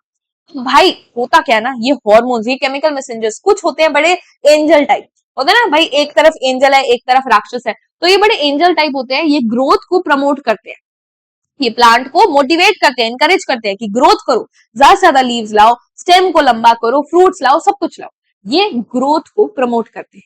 ग्रोथ प्रमोटर्स जैसे कि ऑक्सिन, जिब्रेलिन, साइटोकाइनिन, ये सारे हार्मोन के नाम है। ऑक्सिन तो अभी हमने पढ़ा था, ये सेल को क्या कर देते हैं, इलोंगेट कर देते हैं, सेल को लंबा कर देते हैं। Synthesise at shoot and root tip, जैसे ये शूट की, ये प्लांट था, जैसे ये शूट की टिप पे बन रहे थे, ये रूट की टिप पे भी बन जाते हैं। Promote cell enlargement and phototropism में भी इनका रोल था। जिब्रेलिन क्या है बेटा, जिब्रेलिन क्या होता है, ये स्टेम को लंबा करता है, जैसे ये स्टेम है, ये स्टेम को लंबा करेगा, स्टेम को लंबा करेगा, फ्रूट की ग्रोथ में हेल्प करेगा एंड सीड को स्प्राउट कराएगा। अब यहाँ तुम्हारे को एक शब्द दिख रहा होगा डोरमेंसी, इसका मतलब मैं बताती हूँ। भाई तुमने देखा होगा कि तुम्हारी मम्मी ऐसे डिब्बों में राजमा दाल ऐसे स्टोर करके रखती है, या बहुत सारी दालें स्टोर करके रखती हैं, तो भाई वो डिब्बे में बंद रहता है, ऐसा तो नहीं होता कि मम्मी सुबह उठे और भाई एक पौधा उगा है, नहीं। जब तक तुम उस सीड को मिट्टी में नहीं डालोगे, उसको पानी नहीं दोगे, उसको अच्छे से सारी कंडीशन अच्छी नहीं मिलेगी, वो प्लांट में क्या है, वो नहीं बनेगा, वो प्लांट में नहीं बनेगा। बट जैसे ही तुम उसको क्या करोगे, जैसे ही उसको तुम वाटर दोगे, टेम्परेचर सही दोगे, सॉइल दोगे, तो वो क्या करेगा, वो जर्मिनेट कर जाएगा, उस सीड में से क्या होगा बेटा, एक प्लांट निकलने लग जाएगा। तो यस, यही चीज को हम बोलते हैं, जब वो डिब्बे में भर रखा था, जब वो जर्मिनेट नहीं हो रहा था, तो उसको हम बोलेंगे डोरमेंसी, एक इनएक्टिव स्टेज है, वो जिंदा तो है बट अभी वो सो रहा है। बट जैसे ही उसको कंडीशन मिलेगी, उसकी ये डोरमेंसी ब्रेक हो जाएगी, डोरमेंसी ब्रेक हो जाएगी, है ना, वो इनएक्टिव, वो नींद से उठ जाएगा और ग्रो करने लगेगा। तो ये काम को कराने में जिब्रेलिन हार्मोन का भी रोल होता है। जिब्रेलिन हार्मोन बहुत ज्यादा बन जाता है और वो कहता है भाई जाग जा, उगने लग जा, देखो मिल गया सब कुछ, ठीक है। तो तभी तो मैं बचपन में कहते थे मम्मी के पास जाओ, राजमे का बीज लो, उसको मिट्टी में दफनाओ और वो उगने लग जाएगा, ठीक है। Cytokinin is another growth promoter वाला हार्मोन। साइटोकाइनिन, सेल को काइनिन, साइटो मतलब सेल, काइनिन मतलब डिवीजन, ठीक है, सेल को डिवाइड कराना। एक सेल जब बार बार बार बार बार बार डिवाइड करेगा तो ग्रोथ होगी। तो रैपिड सेल डिवीजन जहां हो रहा होता है ना, वहां बहुत सारा साइटोकाइनिन प्रोड्यूस हो रहा होता है। जैसे यंग फ्रूट्स, भाई छोटा सा फ्रूट है, बड़ा होना है, सेल डिवीजन करना पड़ेगा। रूट, रूट बहुत ज्यादा ग्रो कर रही है, उसमें आपको चाहिए। एजिंग ऑफ लीव्स को डिले करता है ना, तुम्हें जैसे बूढ़ा नहीं होना है, वैसे लीव्स को भी, बेचारी लीव्स जो है उनको बूढ़ा नहीं होने देगा, कहेगा रुक जाओ अभी बूढ़ा मत हो, ठीक है। बट वहीं आते हैं कुछ ग्रोथ इनहिबिटर्स, हा हा हा, हम तुम्हें ग्रो नहीं करने देंगे, ये प्लांट को बोलते हैं शांत बैठ जा, कोई जरूरत नहीं ग्रोथ करने की। तो यस, ऐसे भी हॉर्मोन्स होते हैं। इथाइलिन, पहली बात तो इथाइलिन इकलौता गैसियस हार्मोन है, एक गैस के फॉर्म में, ऐसे गैस के फॉर्म में हार्मोन है, only gaseous hormone, promotes food ripening. तुमने देखा है, तुम भाई एक बनाना लाए, बढ़िया फ्रेश फ्रेश बनाना था, थोड़े दिन बाद वो ओवर राइप हो जाएगा, है ना, ज्यादा ही पक जाएगा, और इतना पक जाएगा कि वो गिला गिला गिलगिला सा सड़ना सा लग जाएगा। तो ये सब बेटा इथाइलिन हार्मोन की वजह से होता है, ये फ्रूट को राइपन कराता है, ठीक है। And the ageing of leaves, leaves को बूढ़ा कर देता है, फ्लावर्स को बूढ़ा कर देता है, और अल्टीमेटली उसको पेड़ से गिरा देता है, अपने आप पत्ते झड़ने लग जाते हैं, ये सब कराता है। और तुमने देखा होगा, क्योंकि ये गैस फॉर्म में हार्मोन है, गैस तो उड़ती रहती है, तो अगर तुम एक पका हुआ बनाना जिसमें ऑब्वियसली बहुत सारा इथाइलिन होगा, उसको अगर तुम एक कच्चे फ्रूट के सामने भी रख दोगे, वो कच्चा फ्रूट भी पक जाएगा। ऐसा मम्मी आपको बोलती होगी कि अरे यार बेटा कैसे फ्रूट ले आया है, कैसे आम ले आया है, ये तो पके हुए ही नहीं है, ये टमाटर तो कच्चे हैं, चल कोई बात नहीं, इनको उन केलों के साथ रख दे, थोड़े दिन में अपने आप पक जाएंगे। हुआ है तुम्हारे साथ, मेरे साथ तो हुआ है। तो भाई ये क्यों होता है, ये होता है बेटा, ये होता है आपका इथाइलिन हार्मोन की वजह से, क्योंकि वो जो पके हुए केले हैं वो इथाइलिन हार्मोन उड़ेगा और कच्ची जगहों पे जाके उनको भी पका देगा, ठीक है, क्योंकि उसका काम ही है बूढ़े हो जाओ, ओके। दूसरा है एब्सिसिक एसिड, एबी बोलते हैं इसको, स्ट्रेस हार्मोन भी बोलते हैं। हाय कितना स्ट्रेस आ गया, प्लांट के जीवन में भी स्ट्रेस आता है। मान लो भाई प्लांट को पानी नहीं मिल रहा, प्लांट को सनलाइट नहीं मिल रही, उसको स्ट्रेस हो जाएगा ना, मैं कैसे उगूं, बस ये स्ट्रेस आते ही बहुत सारा एब्सिसिक एसिड निकलता है, और एब्सिसिक एसिड प्लांट में ऐसे कर देता है शांत हो जाओ, कोई ग्रोथ नहीं होगी, उसको पानी बचाना है। तो एब्सिसिक एसिड स्ट्रेस हार्मोन है, जब भी पानी की कमी होगी या कुछ भी रिसोर्स की कमी होगी, तो वो क्या करेगा, ग्रोथ रोक देगा, है ना, वो क्या कहेगा पानी की बचत करनी है, फालतू काम रोक दो, ग्रोथ रोक दो। Inhibits growth, closes the stomata, दरवाजे बंद कर दो पानी ना जा पाए, तो स्टोमेटा क्लोज कर दो, maintains the seed dormancy so they don't sprout during freezing winters. आप ये भी देखो कि आपने एक सीड जो है उसको मिट्टी के अंदर दबा दिया, बट भाई बहुत दिन हो गए वो जर्मिनेट ही नहीं करा, क्यों? क्योंकि बेटा आपने उसको हो सकता है बहुत सर्दी में डाला हो या उसको ढंग से पानी ना दिया हो, तो बेटा ये एब्सिसिक एसिड जो है उस सीड में आ जाता है और बोलता है ओए अभी नहीं उगना है, अभी बाहर ऐसी सिचुएशन ही नहीं है तो उग ही नहीं पाएगा, तो शांत बैठा रहे। तो that is because of what? Abscisic acid. क्या ये बात क्लियर है? ठीक है, मेंटेन्स सीड डोरमेंसी। ठीक है, ओके। तो तुम्हारे वो जो बचपन के ख्वाबों पे पानी फिर जाता था ना कि मम्मी हमने तो बीज डाला है पौधा नहीं आया, that was because of abscisic acid. Okay, question, a plants roots naturally grow downward to the earth, what is the specific name for the movement? ये जो मूवमेंट हो रही है ग्रेविटी की तरफ, इसको क्या बोलते हैं? पॉजिटिव जियोट्रोपिज्म या ग्रेविटोट्रोपिज्म भी बोलते हैं। ट्रू और false? Mimosa pudica, the mimosa pudica folding its leaves when touched requires rapid cell growth। क्या ये सच है? सेल ग्रोथ नहीं है बेटा, ये फॉल्स है। ये पता है यही कंफ्यूज हो जाते हैं बच्चों को, लगता है मूवमेंट हो रही है, मूवमेंट हो रही है, रैपिड रैपिड तो है बट सेल ग्रोथ नहीं है इसमें। ठीक है, तो it is a nastic movement, इसमें सेल की ग्रोथ नहीं होती है। Which plant hormone acts as a gas and helps your tomatoes ripen? कौन था ये? इथाइलिन। ओके, ठीक है। अब ये तुम्हारे एनसीईआरटी के क्वेश्चन है, एज प्रॉमिस मैंने बोला था मैं डिस्कस कराऊंगी तो मैं डिस्कस जरूर कराऊंगी। सबसे पहले तुम्हारा आ जाता है व्हाट आर प्लांट हार्मोन्स? बेटा प्लांट हार्मोन्स जो होते हैं, प्लांट हार्मोन्स जो होते हैं, दीज आर केमिकल्स। ठीक है, या फिर आप बोल सकते हो दीज आर मॉलिक्यूल्स। इसको जल्दी जल्दी लिख लेते हैं। ठीक है, तो ये क्या होते हैं बेटा? मॉलिक्यूल्स होते हैं डाइवर्स केमिकल कॉम्पोजिशन के, डाइवर्स केमिकल कॉम्पोजिशन के, जो क्या करते हैं बेटा? ठीक है, डाइवर्स केमिकल कॉम्पोजिशन के जो स्मॉल अमाउंट्स में प्रोड्यूस होते हैं और फिर क्या कर जाते हैं? डिफ्यूज कर जाते हैं टू अदर रीजन्स, जहां वो क्या करते हैं? जहां वो ईदर प्रमोट और इनहिबिट प्लांट ग्रोथ। ठीक है, बेसिकली कंट्रोल करते हैं फिजियोलॉजिकल एक्टिविटीज। देखो बेटा क्या बोल रहा है, ये बोल रहा है कि ऐसे मॉलिक्यूल्स हैं जो बेसिकली केमिकल्स हैं जो छोटे अमाउंट में बनेंगे और फिर हर जगह फैल जाएंगे, वहां जाके वो या तो ग्रोथ को प्रमोट करेंगे, ग्रोथ को इनहिबिट करेंगे, या कोई और फिजियोलॉजिकल प्रोसेस मतलब जो भी गतिविधियां होनी है प्लांट में उसको कंट्रोल करेंगे। ठीक है, नेक्स्ट आपका है how is the movement of leaves of the sensitive plant different from the movement of shoot towards light. तो वो कह रहा है, मैं यहाँ एक पेज देख लेती हूँ, वो कह रहा है कि भाई आपकी एक मूवमेंट क्या हो रही है, एक मूवमेंट आपकी कौन सी है? देखो यहाँ एक मूवमेंट है leaves of the sensitive plant, यानी ये बात कर रहा है बेटा leaves of sensitive plant, and एक हो रही है क्या? एक हो रहा है आपका टुवर्ड्स लाइट, राइट? दूसरा आपको क्या हो रहा है? From the movement of shoot towards light, यानी ये बात कर रहा है फोटोट्रोपिज्म की, शूट ग्रोथ टुवर्ड्स लाइट। तो बेटा दोनों में क्या डिफरेंस आपसे पूछ रहा है? तो सबसे पहले तो रिकॉग्नाइज करो बेटा, लीव्स ऑफ सेंसिटिव प्लांट एक नास्टिक मूवमेंट दिखा रही है आपको, है ना, इसमें कोई ग्रोथ इन्वॉल्व नहीं है, बट ये वाली एक ट्रॉपिक मूवमेंट है। इसमें आपको जो स्टिम्युलस है वो टच है ना, क्या चेंज हो रहा है कि आपने उसको छू दिया, जबकि शूट ग्रोथ टुवर्ड्स लाइट में लाइट सेंस हो रही है, तो इसमें क्या स्टिम्युलस है? लाइट है। ठीक है, इसमें क्या स्टिम्युलस है? लाइट है। इसमें बेटा ग्रोथ नॉट इन्वॉल्व, इसमें कोई ग्रोथ थोड़ी हो रही है भाई, पौधा जो है उसकी लीफ खुली बंद हो गई, बट शूट ग्रो कर रही है, तो इसमें क्या है? ग्रोथ इन्वॉल्व है। इसमें नास्टिक मूवमेंट में कोई भी डायरेक्शन इन्वॉल्व नहीं है, नो डायरेक्शन इन्वॉल्व, है ना, नो डायरेक्शन या डायरेक्शनलेस, ये क्या होती है? डायरेक्शनल होती है ना, लाइट की तरफ उग रहा है, तो ये चीज हो गई। ये फास्टर होता है, एकदम से पत्ती बंद हो जाएगी खुल जाएगी, ये स्लोअर होता है क्योंकि इसमें धीरे धीरे वो ग्रो कर रहा है, तो यही आपका डिफरेंस है। नेक्स्ट आपका क्या आ जाता है भाई? नेक्स्ट आपका कह रहा है, ये हो गया, ये हो गया, give an example of a plant hormone that promotes growth, auxin, cytokinin, gibberellin, ये सारे ग्रोथ प्रमोटर्स थे। How do auxins promote the growth of tendril around the support? मैंने तुम्हें फोटोट्रोपिज्म बताया था।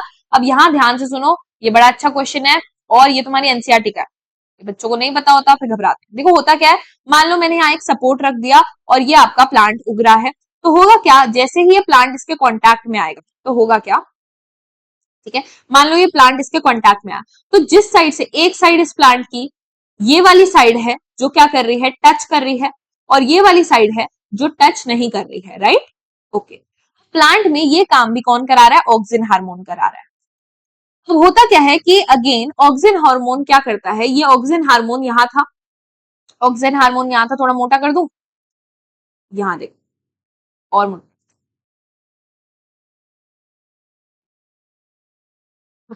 तो अब हुआ क्या कि बेटा आपके पास जो ऑक्सिन हार्मोन था वो पहले तो पूरा डिस्ट्रीब्यूटेड था, है ना, इवनली डिस्ट्रीब्यूटेड था, बट अब क्या होगा, जिस साइड पे आपने उसको टच कर दिया ना वो वहां से दूर चले जाएगा, ऑक्सिन मूव्स अवे। यस, आपने जिस साइड से उस प्लांट को छू दिया उस साइड से वो ऑक्सिन दूर भाग जाएगा, क्योंकि ऑक्सिन को भी टच पसंद नहीं है, तो ऑक्सिन क्या करेगा बेटा, उस साइड माइग्रेट कर जाएगा। मतलब अब यहाँ ये सारा ऑक्सिन कहाँ इकट्ठा हो गया, अब ये सारा ऑक्सिन, अब ये सारा ऑक्सिजन बेटा इकट्ठा हो गया है इस साइड, इस साइड पे, तो ये वाली साइड अपने आप जो टच नहीं हो रही थी वो साइड अपने आप क्या करेगी, फास्टर ग्रो करेगी, ग्रोज फास्टर। तो अब क्या होगा बेटा, एक साइड ज्यादा जल्दी उग रही है देन दूसरी साइड, ये वाली साइड ज्यादा जल्दी उगेगी तो ये धीरे धीरे जल्दी उगेगी, और ये वाली उगेगी नहीं, तो क्या होगा, ये कर्ल कर जाएगा, अपने आप ये कर्ल कर जाएगा, बेंड कर जाएगा, जिस साइड से वो ज्यादा ग्रो करेगा उस साइड से वो बेंड कर जाएगा, ठीक है, तो ये क्या करेगा, बेंड कर जाएगा, क्या ये बात क्लियर है, और ये कर्ल कर जाएगा, इस साइड ही तो थी आपका सपोर्ट, इस साइड था, तो ये क्या हो गया, उस साइड बेंड कर, क्लियर है। तो आपको ये बस अपने वर्ड्स में लिखना है कि auxin will migrate to the side which is not being touched and will cause uneven growth, henceforth the tendril will wrap around the support, ठीक है। नेक्स्ट आपका क्या है, design an experiment to demonstrate hydrotropism. तो आपको क्या करना है भाई, उस केस में आपको हाइड्रोट्रोपिज्म डेमोन्स्ट्रेट करने के लिए आपको एक ऐसा टैंक ले लेना है, उसमें आपको एक प्लांट ग्रो कर लेना है, आपको एक ऐसे यहाँ अर्दन पॉट रख देना है, मिट्टी का घड़ा रख देना है जिसमें पानी भर देना है, बाकी पूरी सॉइल को सूखा रखना है, अपने आप थोड़े दिनों बाद ये रूट्स जो है उस पानी की तरफ ग्रो करने लग जाएंगी। क्या ये बात क्लियर है, तो हाइड्रोट्रोपिज्म आपका उस तरीके से हो जाएगा, ओके। नेक्स्ट आपका क्या है भाई, what does how does chemical coordination take place in animals, कैसे होती है भाई, फर्स्ट वाले का आंसर है एंडोक्राइन सिस्टम के through.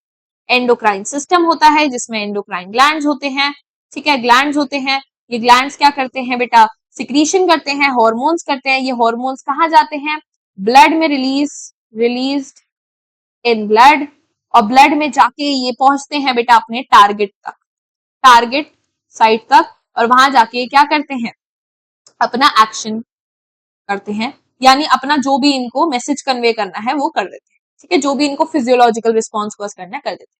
Next is why is the use of iodise salt advisable, iodise salt मतलब आयोडीन इज इंपॉर्टेंट, क्यों बेटा, थायराइड ग्लैंड के लिए, मैंने तुम्हें बताया था थायराइड ग्लैंड थायरोक्सिन नाम का हार्मोन तभी बना पाएगा जब उसके पास आयोडीन होगा, और थायरोक्सिन क्या करता है, हमारे मेटाबॉलिज्म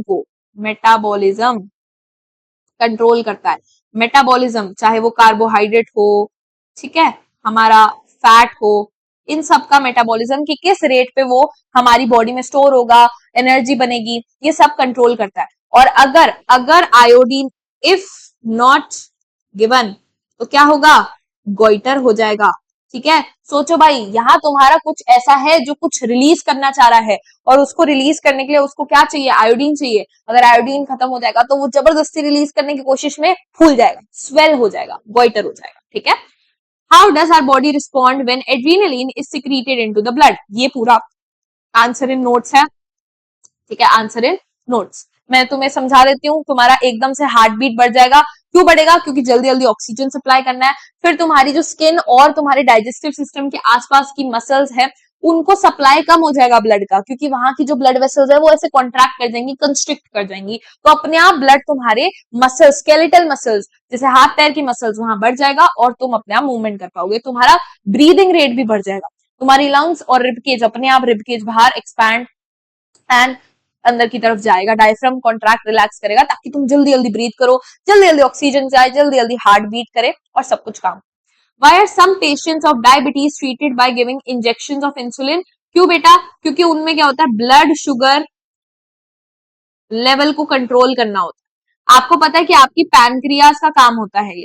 पैनक्रियाज इंसुलिन नाम का एक हार्मोन निकालती है जो ब्लड शुगर लेवल को कम करता है। अगर इंसुलिन नहीं बनेगा तो ब्लड शुगर लेवल बहुत ज्यादा बढ़ जाएगा, सारा का सारा ग्लूकोज तुम्हारे ब्लड में है, तो उसको कम करने के लिए इंसुलिन डालना पड़ेगा, क्योंकि कोई भी चीज एक्सेस में अच्छी नहीं है भाई। ग्लूकोज बहुत सारा तुम्हारे ब्लड में अच्छा नहीं है, ठीक है। तो बस बेटा आज हमने जो जो करा, मतलब अभी प्लांट में भी इसकी भी समरी है, तुम्हारे को हेल्प करेगी रिवाइज करने में। तो that is it, okay, end of the chapter, ठीक है। एंड आई होप बेटा ये चैप्टर तुम्हें क्रिस्टल क्लियर हो गया होगा। वेरी इजी चैप्टर लगा होगा, मैंने पूरी कोशिश करी है, वैसे है। एक बार बेटा मेरे कहने पे इसको रिवाइज मारना, ट्रस्ट मी आपको बिल्कुल क्लियर होगा। फिर भी कुछ डाउट हो कमेंट सेक्शन में बेझिझक होकर पूछना, I will surely be answering your doubts 24 hours के अंदर, ठीक है। Bye bye, take care.